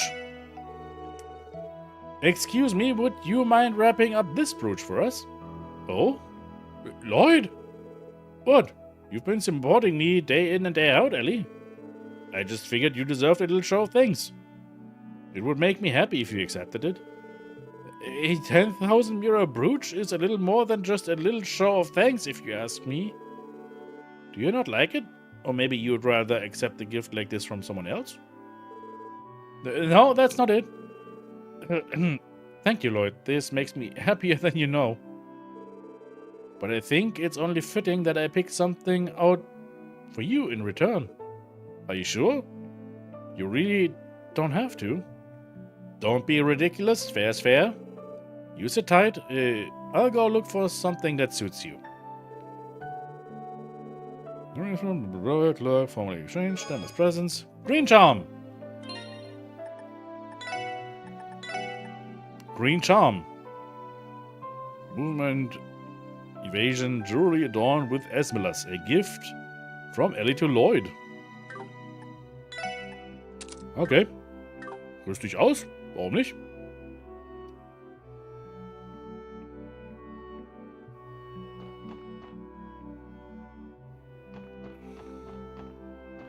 Okay, wir können nochmal zur Residence Area gehen kurz. Weil hier gibt es eine Szene mit Cecile irgendwo, wo auch immer sie ist. Ah, da ist sie. Können mit ihr reden. Oh, hello, Lloyd. Uff. So this is where you are, Cecile. And you even have Zeit with you. You two make an unusual pair. Did you still have something to do before you make your way to the guest house? I'll be heading over shortly. Zeit escorted me here not too long ago. This place isn't as loud as the theme park, so I thought I'd cool off in the breeze a bit beforehand. Ich glaube, Cecile ist auch wirklich so, sie wollte auch zu der Rest Area gleich. Ich glaube, Cecile mag es eigentlich eher ruhig und friedlich ein bisschen. Hey, Cecile, it looks like you've got a lot on your mind. Is there something wrong? Oh no, nothing wrong per se, but you're right about the first part. Maybe now would be a good time to talk about it. You see, they've selected the date for Shizuku's next operation.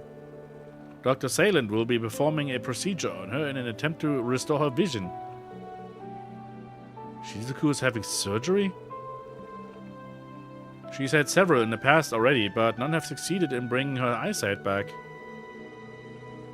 The complications span the fields of surgery to internal medicine to neurology. A complete and total recovery will be hard to achieve.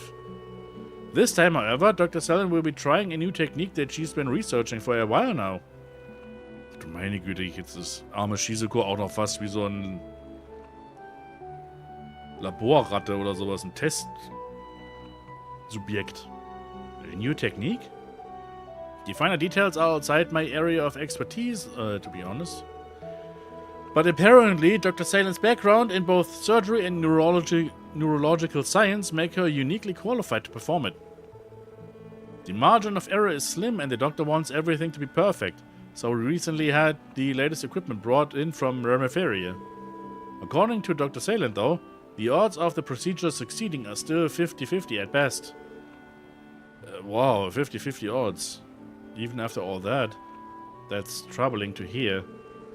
I know, but when I think about all the setbacks she's already endured, this is the best chance she's ever had. I pray this is the last time. This is the time it finally works. Right. Not just for her sake, but for Ariel's too. We'll keep Shizuku in our thoughts and prayers, Cecile. Thank you, Lloyd. I'm sure it'll bring her much comfort to hear that. There you are, Cecile. I've been looking all over for you. Arme Shizuku. Oh, Ilya. Is something the matter? Is something the matter? Oh, for crying out loud. I told you told me you'd be a little late ages ago. I was about to tear up the entire resort tracking you down. Sorry about that. We can head over there right now. I'll be seeing the both of you inside. Thank you for the chat. Talking helps. Talking things out help clear my mind a bit. I know you all have more than enough worries to go around these days, but just remember, Shizuku and I are always cheering you on. So no matter what happens, keep those chins up for us, okay? Thanks, Cecile. We won't forget that. Now then, shall we be off, Ilya? Not so fast, missy. Just what sort of scandalous conversations were you having with my favorite little guy and his pal, Come on now, let me in on it. Die beiden.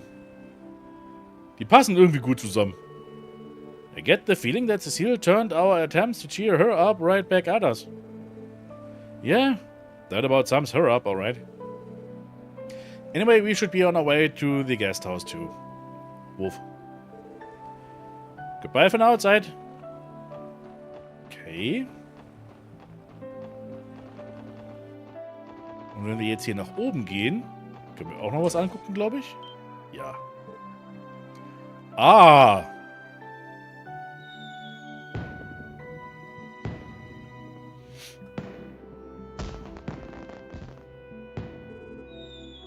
It's beautiful. If I remember correctly, they do this every night at Michelin. Ich finde ja Feuerwerk, also gerade das, was auch bei Disneyland passiert, dass man das jeden Tag macht, so unglaublich verschwenderisch. Really now? Then in that case, I'm glad we got the opportunity to see it. Alright, we should head over to the guest house. Yes, let's go.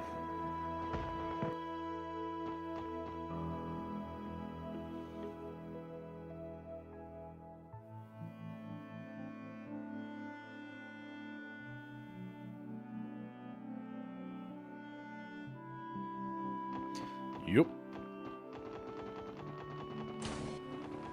Also, ab nach oben. Alles haben wir. Wir haben jetzt alles gesehen.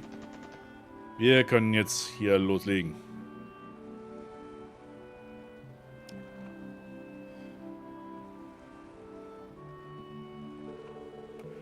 Welcome to the State Guest House at Michelin Resort.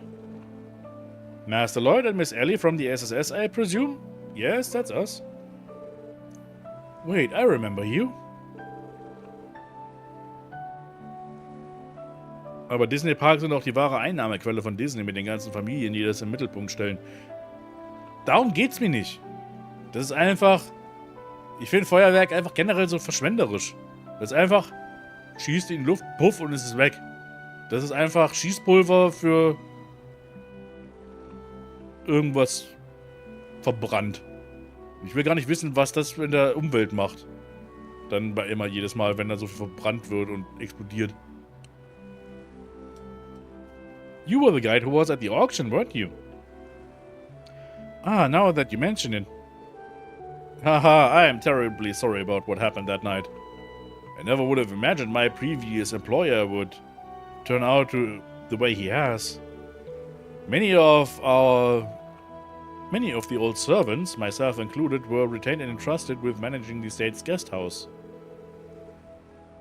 It was by the kindness of Mayor Croix that we were allowed to preserve our livelihoods. Really now, I'm glad to hear that. I heard the dignitaries that attended the trade conference also stayed here. You've done the state a great service. My thanks to you both. You are simply too kind. There they are. Hey, Kia. Hey, Kia, did you miss me? Yep, I've been exploring with Sully to pass the time. They said their dinner party thingy is going to be starting soon. So hurry up and get to your seats. Haha, got it. Would you mind leading the way for us, sir? Well, of course. Please come inside. Lloyd and the others were guided to the guest house banquet hall. Mayor Croix and his daughter Maribel arrived shortly thereafter. Oh, okay. Warm greetings. Blah, blah. Yet unpretentious dinner party would truly begin. Wow! JPEG essen, so viel JPEG essen! Geil! Once again, I can't apologize enough for keeping you all waiting. After all, what kind of host shows up late to his own dinner party? It's okay, Mr. Mayor. Everybody understands how busy you are. We appreciate all that you have been doing. Yes, but just know that he's only as busy as he is by choice. Ha ha ha ha ha! Guilty as charged. Well, I'm usually too busy rehearsing and performing to keep up with politics, to be perfectly honest. That said, there was no avoiding the news of the drastic proposal you made. If we're all being honest, then I should admit that it was something I've been ruminating on since taking office. Frankly, I never intended to include it on the conference agenda, but the discourse grew a tad heated, and I'd had all I could take. So I decided then was the time to grab the bull by the horns. So you did. And now that the curtain has risen, you have to keep dancing until the end, isn't that right? Precisely. Gute Metapher. Speaking of the stage, it is my understanding that Arc-en-Ciel will hold a revival production of Golden Sun Silver Moon. It just so happens that the local referendum gauging the public's interest in independence is being held 1 week after its opening. Such was the reason I invited you and your troop here. Happy coincidence that it is. Huh, go figure. Yeah, and I appreciate that you did. This break has been a long time coming. Thank you again for inviting us. Thanks. After hearing all that, I feel a bit uncertain about my own place at this table. Oh, not at all, Miss Noyes. You're this table's representative of the esteemed St. Ursula Hospital. I've heard quite a bit about you. Ziemlich komisch, dass er sehr viel von einer einfachen Krankenschwester gehört hat, aber ich glaube, Cecile neigt dazu aufzufallen, dann bisweilen. I must say, your sterling reputation precedes you. Some even call you the second coming of St. Ursula herself. Ach du Scheiße. Believe me when I say it is an honor to meet you. Please, Mr. Mayor. I think you may be exaggerating just a tad. But thank you for your kind words. The honor is all mine. Oh, Father, you do realize you've swung the praises of nobody but the women here, don't you? How about sparing those kind words for Lloyd and the others as well? Oh, my apologies. Being surrounded by so many beautiful young ladies would be enough to sweep any man of my age off his feet. Mich würde mal interessieren, wer ist eigentlich dann Maribels Mutter? Wo ist die Mutter? Haha. No problem, we're thankful you invited us. That's right, this little diversion was exactly what we needed. Thank you very much, Mr. Mayor. Today was the most fun I had in a long time. Yeah, me too. Good, good, that was the hope.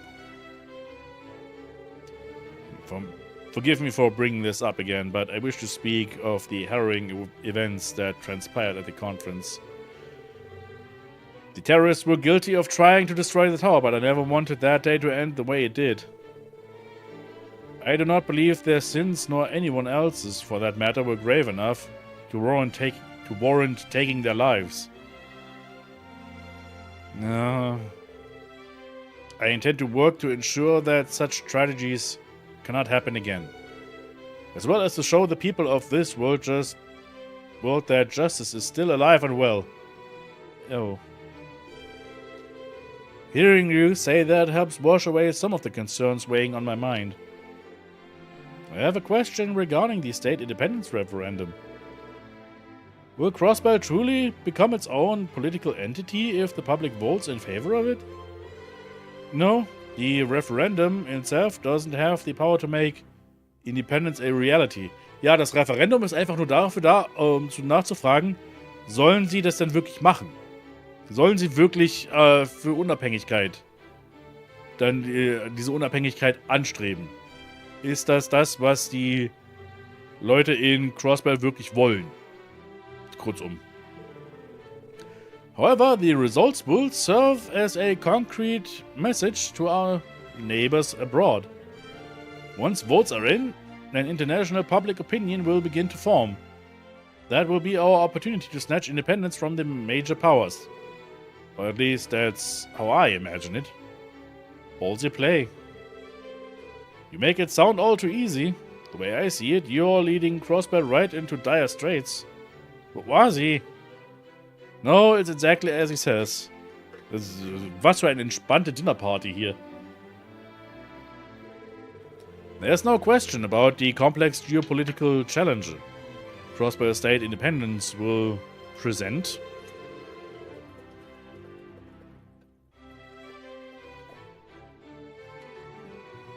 However, the hearts of mankind are not so frail as to be swept away by the waves of hardship. Even in the face of great adversity, man maintains his dignity and pursues his ideals. I believe the potential to do so is precisely what makes us human. Danke. The potential to pursue one's ideals with dignity. Well said. So yes, the path Crossbell must walk will in fact be fraught with peril. But that notwithstanding, my peers and I will struggle to strive in the coming weeks to open that path for us all. However, it will be the duty of the next generation to aim just as high and keep us on that path. Mayor Croix took a look around the room, making eye contact with each and every one of his guests. I ask that all of you continue contributing to Crossbell's future in whatever manner you can. Sehr formell alles gerade hier. Once the dinner party came to a close, Lloyd and the others returned to the third floor of the hotel. Feeling exhausted, yet strangely uplifted, they decided to turn in early for the night. And then...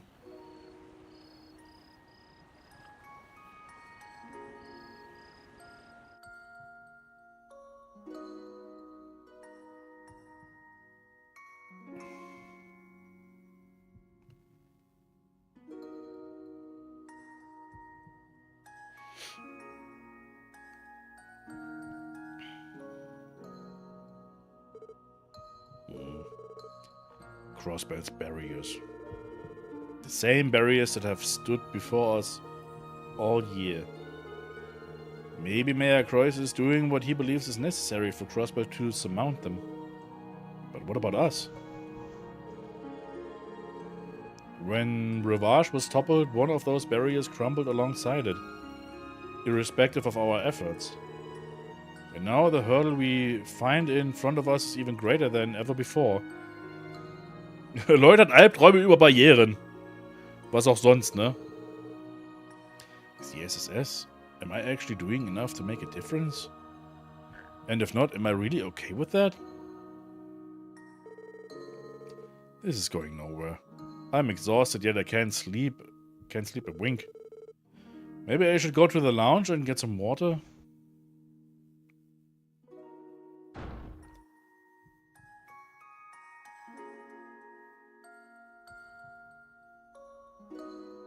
Okay.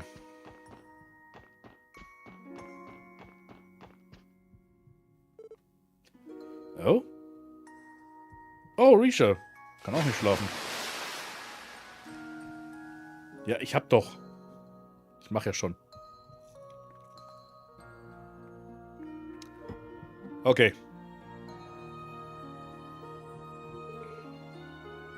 Evening, Risha.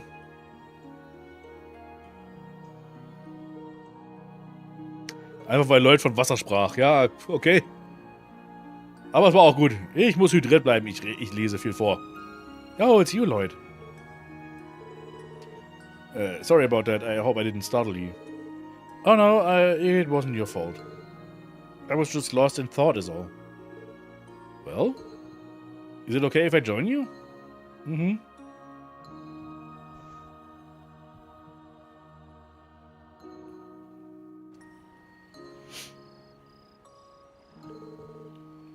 The moon is beautiful from here. Maybe it's because we're away from the lights of Crossbell City? Perhaps so. You know, Wazi told me the strangest thing this morning. Oh? He said that I'd wake up in the middle of the night and stumble into a chance encounter with a girl. Just the two of us. It sounded like a bunch of hot wind to me then. But I hate to say he hit the nail on the head. Stimmt, er hatte was gesagt, sowas in der Art, ne? Am Anfang. Stimmt.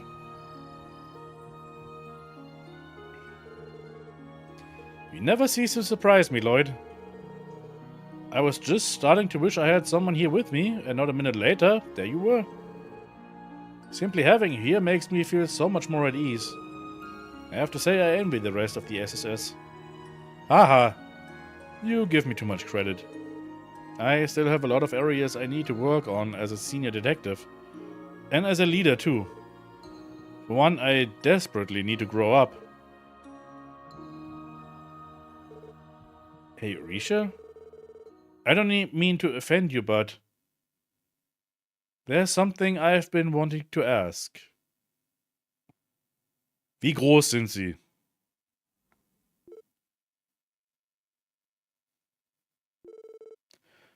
Offend me? What could it be? I've been wondering this for a while now, but...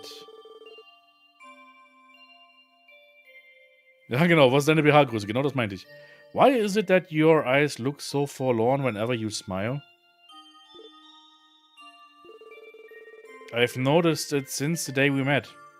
During your short time in Crossbell, you've done so much. You were recruited by Ilya Platier herself, featured in one of the greatest stages for sales around. Risha Mao is now a household name in Crossbell. And yet, even then, when you smile, it doesn't feel like you're here in the moment. It feels like you're in the future. Looking back at something you've lost. Why would you think that? Because I've seen it before. Someone close to me wore the exact same smile for the longest time.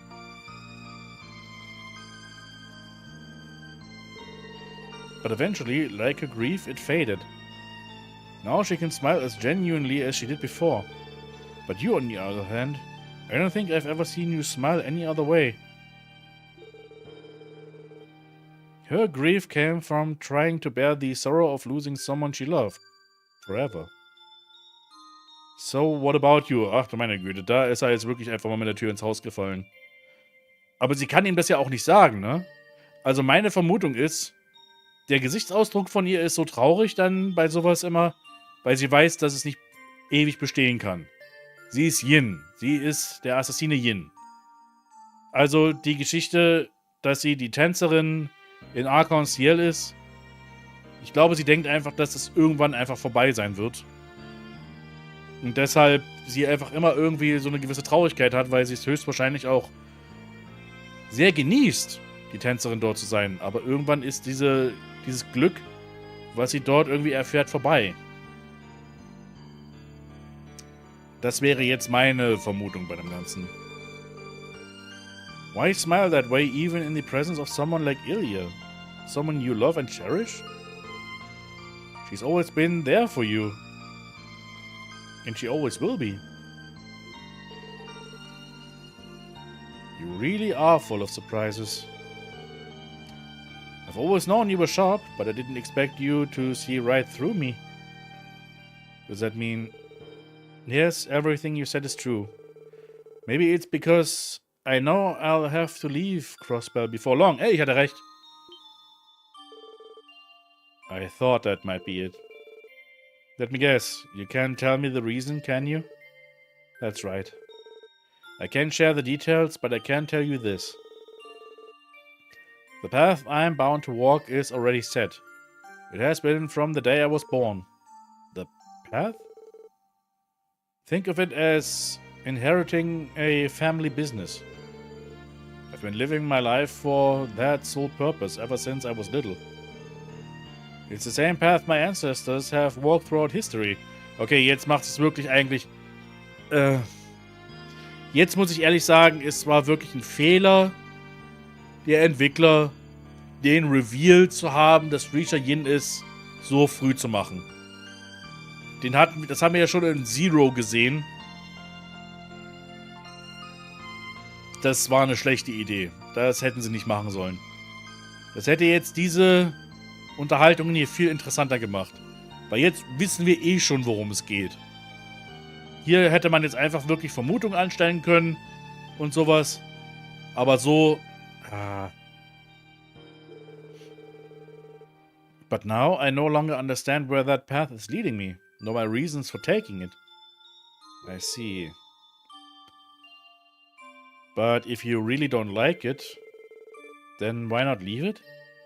I'm afraid it isn't as simple as a matter of like or dislike. Als Spieler muss man eben zusehen, wie die Charaktere im Nebel wandern durch Rishas vagen Ausdrucksweise. Ja, und das ist eben das. Das hätte ja auch jetzt für uns dann weiterhin der Fall sein können, ne? Dass wir einfach weiter spekulieren können. Und worum es hier gehen soll. Das ist so, allein dadurch, dass wir die Antwort haben, ist es ein bisschen frustrierend, das jetzt zu sehen. Weil das ist für uns nichts Neues. Ne? Wir wissen, worüber sie redet, aber die anderen Charaktere halt nicht. Also das ist so, wie hat es Agatha Christie mal gesagt? Der Leser darf nie mehr wissen als die Charaktere selbst. Für so ihre Mystery Novels und sowas. Und hier sieht man genau den Grund, warum. In accepting his birthright, my father eventually found meaning in it. A hidden lightless path that influences society and even changed the course of history. Now it's mine. I inherited it from my father, and now it's my turn to find my own meaning in walking it. That's how it should be, from this moment on. You know, it's strange. Earlier I refused the wine that Ilya had offered.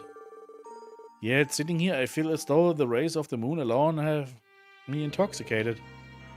Ah, that's so poetic. Sorry, I didn't mean to pry into something so personal to you. No, it's alright. I've been keeping all this bottled inside of me for so long. It was only a matter of time before it all brimmed over. Thank you for listening to my story, Lloyd. Not at all. I am happy to lend you an ear. But I can't help wondering, Risha, are you... Lloyd? Okay, ich glaube, Lloyd hat's schon gecheckt. Kia? Oh. Oh, and Risha's here too. Were you guys in the middle of something? No, it's okay. We're just about finished. Yeah, it's fine. Are you having trouble sleeping? Yeah. I think I had a scary dream. Really now? Would it help you if you slept in my bed? Can I? Yes, but just this once. Oh. Hee. Sorry about that, Risha. We'll just have to pick this up again later. Don't worry about it. After talking to you, I think I can finally manage to get some sleep. So thank you. I'm glad to hear it. And if it isn't too much trouble, could you keep this talk between us and away from Ilya specifically? I want to tell her these things too, but not until the time is right. I understand. I don't know how much help I can be, but just know that you can call on me if you ever need anything. I'll do whatever I can. I appreciate it. I'll be sure to come to you for advice the next time I need it. Good night, Lloyd. You too, Kia. Good night, Risha. Good night. Sleep tight.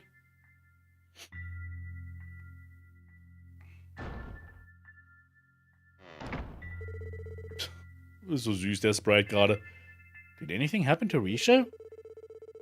She always looks a little sad, but it felt kind of different this time. Auch Kia hat's mitgekriegt. So you can tell too. I don't have all the details, but she's clearly dealing with a lot. She's a friend, so I'm going to be there for her in any way I can. This is why all the girls like you so much, Lloyd. Hey now, no teasing, alright? Anyway, we have to get you back to bed, little lady. Do you need to go potty first? Lloyd, I can do that by myself.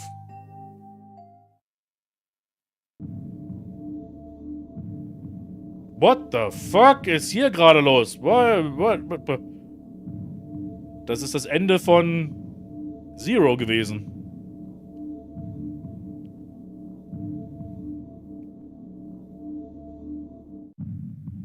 Kias Albtraum? Find me. Das kann durchaus sein. Lloyd. Wake up, Lloyd. What? What time is it? It's 2 a.m., I think. You look like you were having a nightmare. Are you okay? Oh yeah, I guess I was having some kind of weird dream. Wait. Huh? Something wrong? Randy, sorry, did we wake you? Meh, don't sweat it. More importantly, where's Kido? You brought her back to sleep in your bed earlier, right? Oh, you two noticed? Yeah, that's right. She should be right here. Oh, as far as I can tell, the three of us are the only ones in the room. Ist irgendwas mit Kier? Well, guess we better go wrangle her in. Thanks, guys. Sorry about dragging you out of bed like this. Despite checking every corner of the third floor, Lloyd, Rennie, and Warzy failed to find even the slightest trace of Kier. Having sensed the three of them shuffling about, Theo joined the effort with the rest of the girls following suit.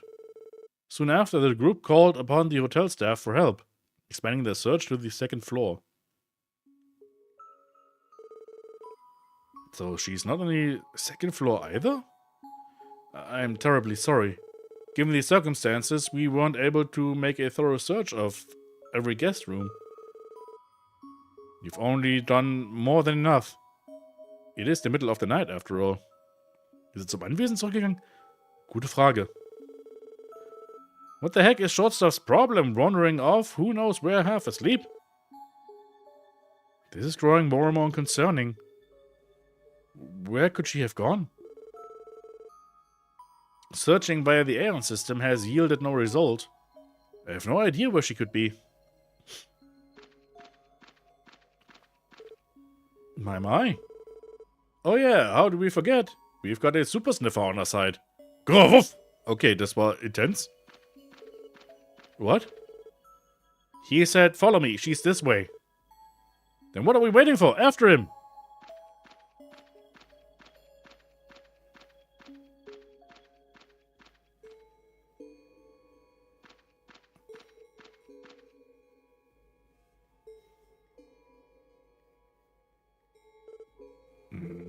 Gruff.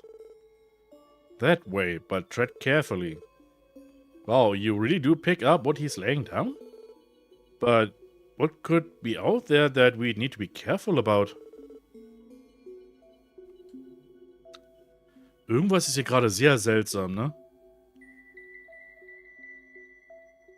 Vor allem die Musik dabei auch. There's no time to ponder it over. We need to move.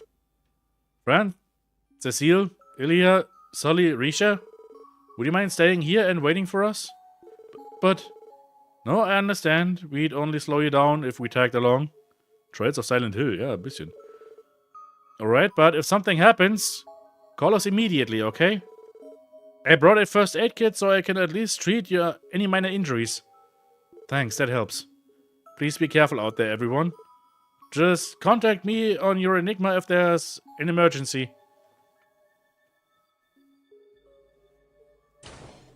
Fucking Bosskampf. Look at that. What happened to the banners? I'm not liking the looks of this. Stimmt, die Banner sind anders aus. Was ist denn hier los?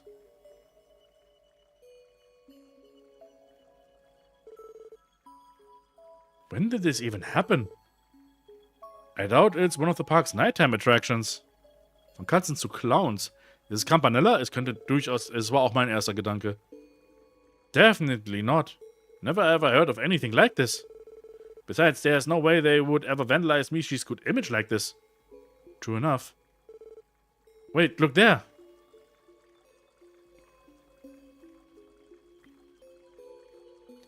Fool's Wonderland. Es ist Campanella. Wir bedenken, die Executioner von Ouroboros basieren alle auf Tarotkarten.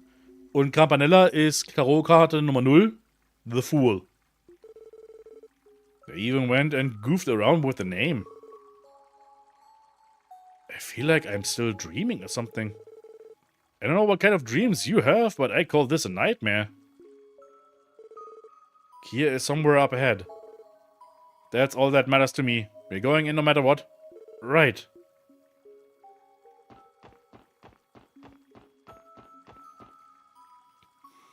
Was, die basieren auf Tarotkarten? Ach, das habe ich das nicht erwähnt? Ja, alle Executioner, also ganz besonders die Executioner, nicht die Inquisitors. Aber die Executioner haben alle ein Tarotkartenthema. Das kann ich mal schnell nachschauen, tatsächlich wieder. Das ist nämlich eigentlich auch was Interessantes. Executioner.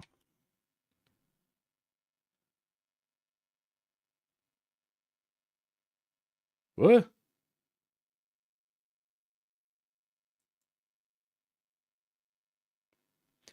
Nee, nicht Executioner, Enforcer heißen die doch. Enforcer ist der richtige Begriff, nicht Executioner. Ja, Campanella ist Nummer 0, The Fool. Bei Löwe, der war die Nummer 2, der ist die High Priestess.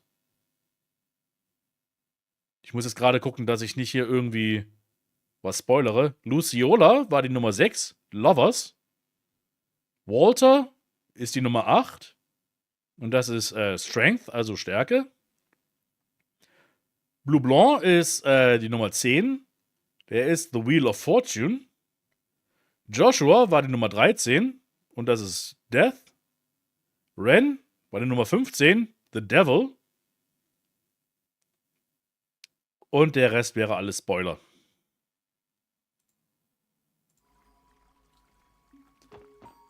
Also ja, die basieren dann eben direkt darauf.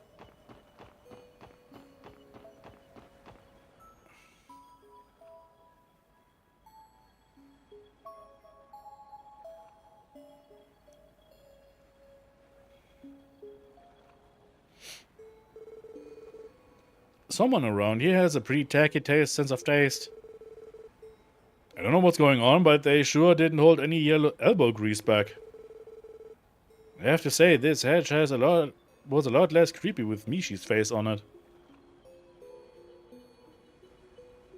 Gerade nachgeschaut, was ein Anguis bedeutet. Und Anguis ist Schlange. In wissenschaftlicher Biologie oft für beinlose Echsen verwendet. Die 7 Anguises, ja, die 7 Schlangen von Ouroboros. Passt, ne? How dare they soil these sacred grounds? That clown could never replace Mishi. Settle down, Tio. Forget that.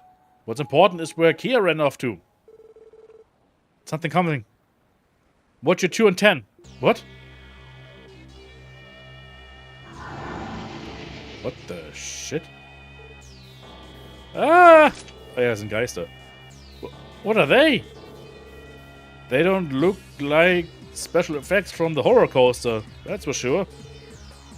Whatever they are, they're hostile. Stop them. Here they come.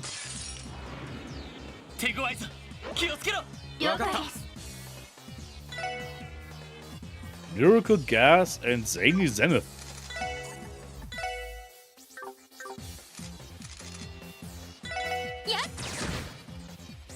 私の番です。分析を開始します。情報を入手しました。任せろ。ほら。A mass of souls drawn from dreams. It can absorb incoming arts and confuse enemies.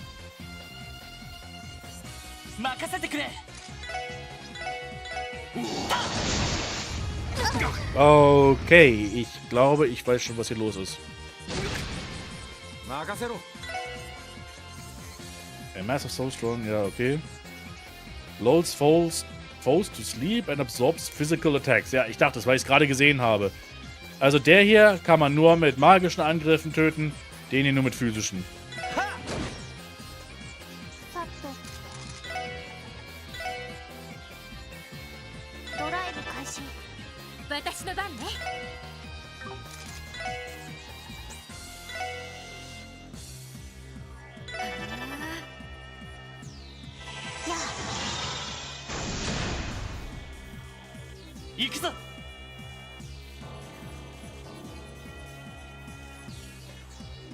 Außerdem hast du vergessen, vor Sharon aus Cold Steel. Ach, okay. Ja, Sharon war die Nummer 9. Enforcer ist der Eremit, genau. The Hermit.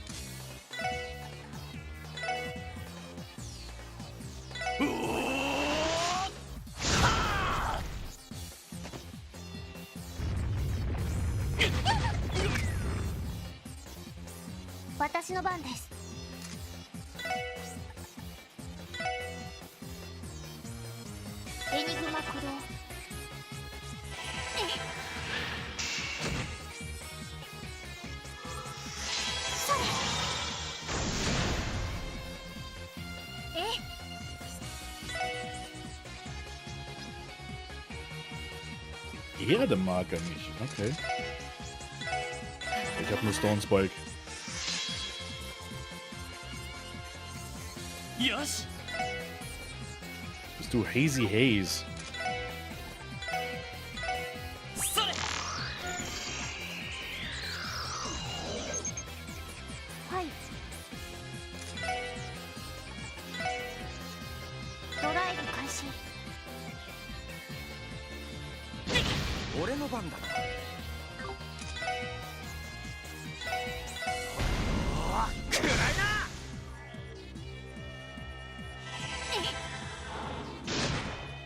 Oh, das hat ihm gar nicht gefallen.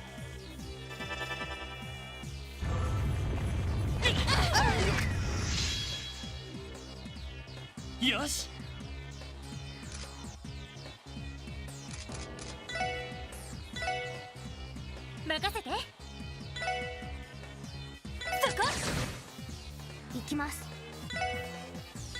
Yes.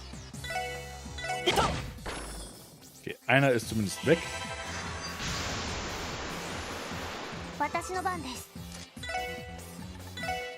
エニグマ駆動。皆さん、大丈夫ですか？私の番ね。俺の番だ。よし。さてと。行くぞ。行って。よし。もう大丈夫だ。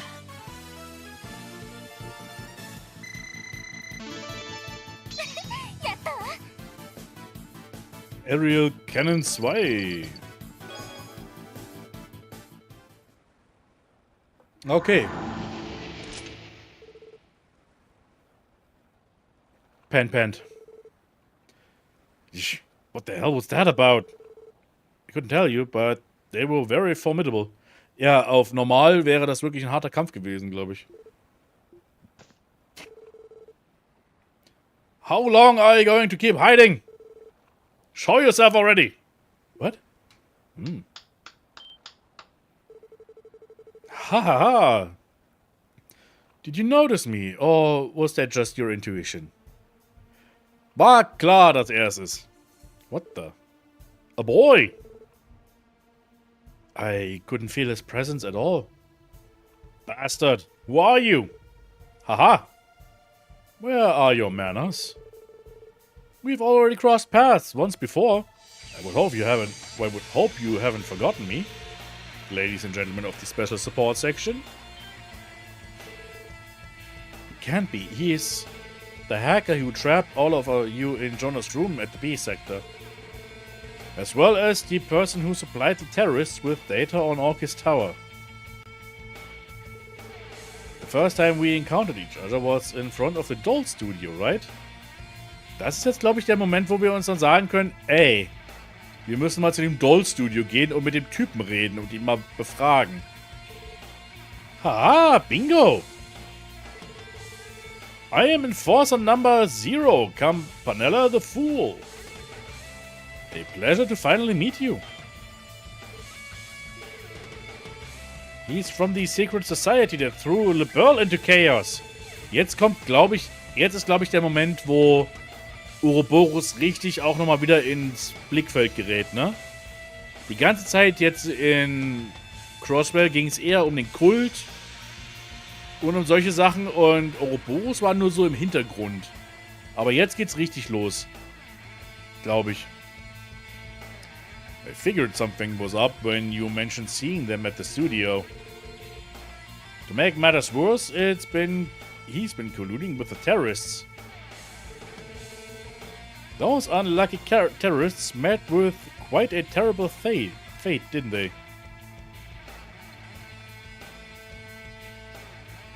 Gab es nicht irgendwie... War das nicht ein Spiel? Irgendwie auch ein Quote aus dem Spiel? We have met with a terrible fate? War da nicht mal was? Entschuldigung, dass ich das jetzt hier mal... You have... Majora's Mask, dankeschön. Könnte fast sein, dass das eine Referenz darauf war.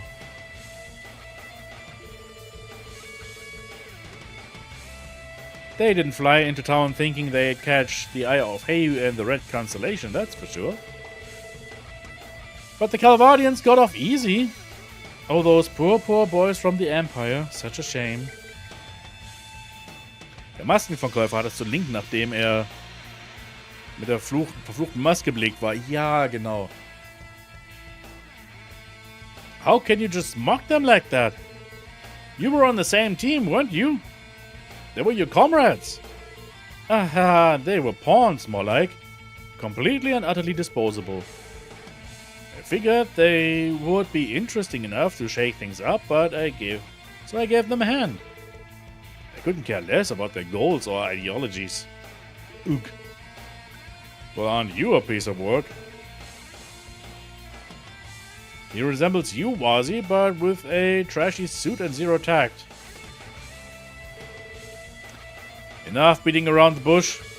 Why have you come to Crossbell? What are you trying to achieve? And more importantly, what have you done with Kia?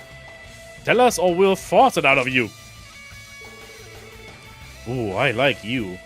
You're just full of vigor, aren't you? There's no need to raise your voice, though. I haven't touched one hair on your pretty little princess's head. All I know is that she walked straight through here in a day's stupor just a while ago. What? Stop playing dumb, you little freak. Oh, but I'm not. It's the truth. You can believe whatever you want. The fact of the matter is, I only came by for this evening for one reason. To greet you.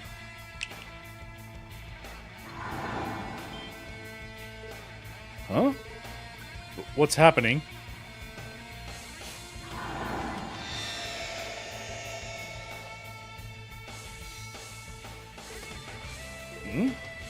It's back to normal. Isn't that a little too grand to be a simple parlor trick? Was it some kind of illusion?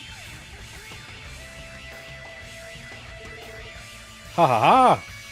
If you'll excuse me, I hope we meet again soon. Oh, and just so you know, your little princess was on her way to the castle up ahead. I'd suggest you'd make your way over before she walks herself into a horrible accident. Yeah. See you next time. Was eigentlich mit ihm ist, ne? Give me a break. Is that what Ouroboros is like? We heard a lot from them from Estelle, Joshua, and Ren. On top of that information, we can safely say that they are more than proficient at hacking. What, like, we don't have enough maniacs in Crossbell to worry about? Das stimmt wohl, Randy. Ach du meine Güte, ja. I just don't understand why. Why Crossbell over anywhere else?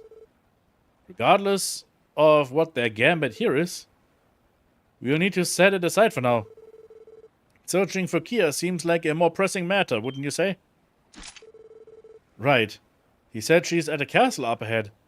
Let's go. Was will sie am Schloss? Das ist jetzt auch so eine Frage, die ich jetzt hier gerade habe. Wo ist sie denn? Ist das, warum sie so komisch reagiert hat, als wir im Schloss waren? Okay, also ja, allein schon dadurch, dass wir ja noch gesehen haben, dass da Gegner sind. Ne? Dass da irgendwo sich Monster befinden in diesem Schloss. Oder Gegner generell. Irgendwann an irgendeinem Punkt werden da Monster sein. Also dieses Schloss wird noch wichtig. Auf irgendeine Art und Weise. Deine Idee, Brala, dass du gesagt hast, dass das dann quasi der Eingang zum letzten Dungeon sein könnte, ist, glaube ich, echt nicht weit hergeholt. There she is. We made it in time. Und allein, dass sie wieder hier anfängt zu leuchten, das hat sie in Zero auch gemacht. Why? Why do I... Kia! Are you alright, Kia? Thank goodness. You're not hurt, are you?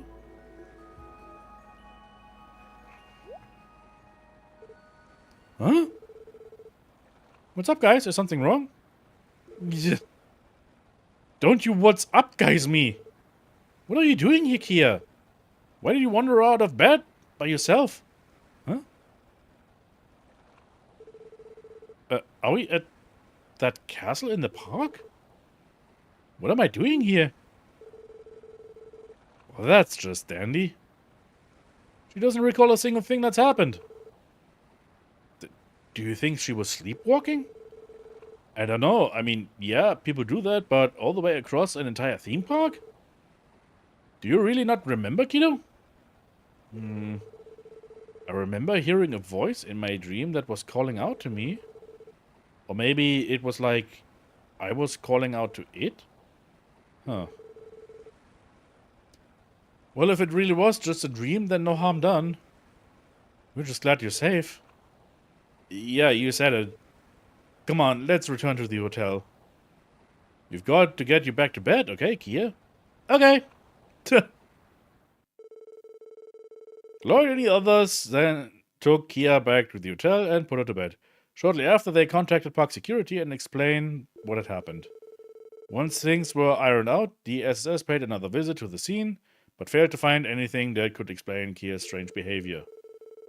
Once dawn began to break, they finally returned to their rooms and slept until noon. After a long-needed rest, they checked out of the hotel and left Michelin with Maribel, who had arrived to pick them up.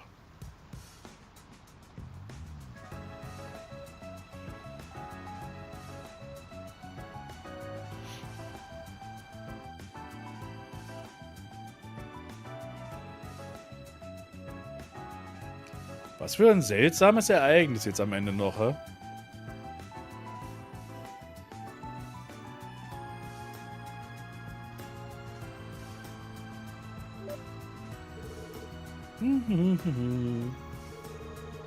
Haha.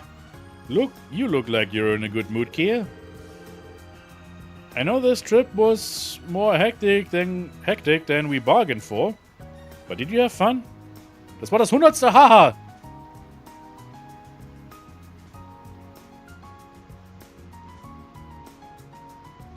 Aber das ist jetzt der Punkt, an dem Ouroboros nun aktiv am Plot eingreifen wird. Ja, genau. Also, ich glaube, jetzt fängt es langsam an, interessant zu werden. Also ich meine, es ging ja schon los mit der Handelskonferenz. War ja schon einiges los, aber jetzt langsam wird es Zeit, dass die Mysterien mal aufgedeckt werden, ne? Also ich denke mal, das wird noch eine Weile dauern, aber irgendwann wird das passieren. Yeah, of course. We should go on vacations with everyone like this all the time. Maybe for the next one we can stay at Amorica Village. Yeah, sounds like a good idea. I was expecting her to be more shaken up after that big scare last night. But seeing her now, it's like it never happened. Guess my worries were misplaced. What I should be focusing on instead is the society, and whatever it is they're plotting. Lloyd, is something wrong? No, it's nothing. Actually, Kia, you didn't happen to see anyone suspicious last night, did you? Like, say, a young man wearing a pink suit? No, I don't think so. But I was super sleepy, so I'm not really sure. Right, well, it's not that big of a deal. Forget I said anything. Refined voice. Was he? So this is where you two have been. Ach nee, Maribel, okay. Hi, Belle. Hey, Maribel. Thank you again for inviting us. Not at all. You earned the break, didn't you? And even then, you still had to work during this trip thanks to that so-called society. A gaggle of clowns, a lot of them. One of them had the gall to lay their hands on my darling little dolls, too. The nerve of some people. Stimmt, ja. Blue Blanc hat jetzt ihre Puppen geklaut.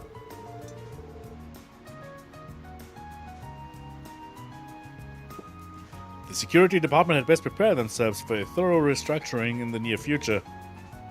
Best of luck to them. I had to break it to you, Maribel, but I doubt regular security guards could have handled someone like that anyway. But hopefully we can. We're going to have to be careful from here on out. Well, corporate efficacy aside, I just had the loveliest little idea. But I want to run it by the both of you first.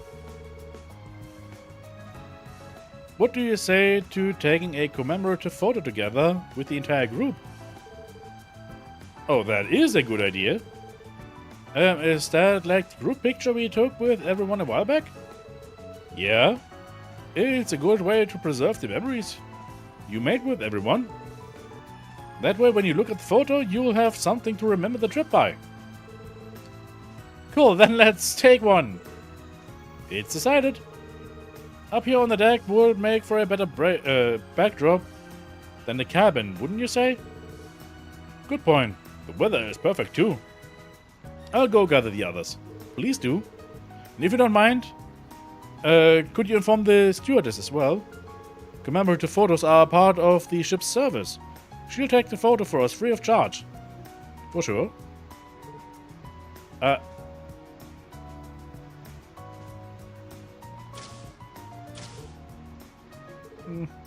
Hehe. I know you'd never want to cause your loved ones any concern. Warum hat die Musik aufgehört? Belle? Being a strong girl can be difficult, can't it?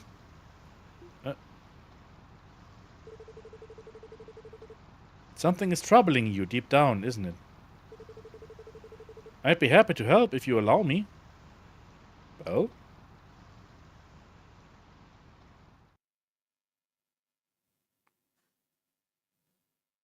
Belle?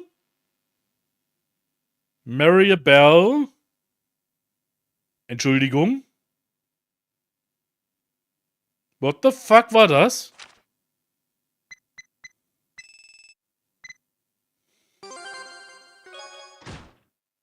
Medal of Luster.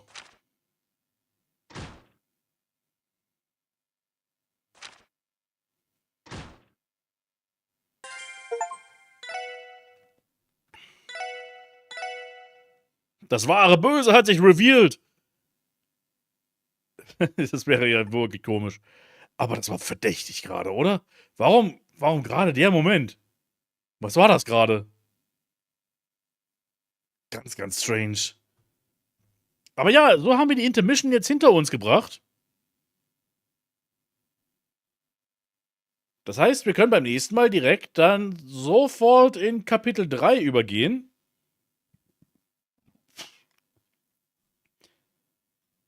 Was auch immer das dann so mit sich bringt.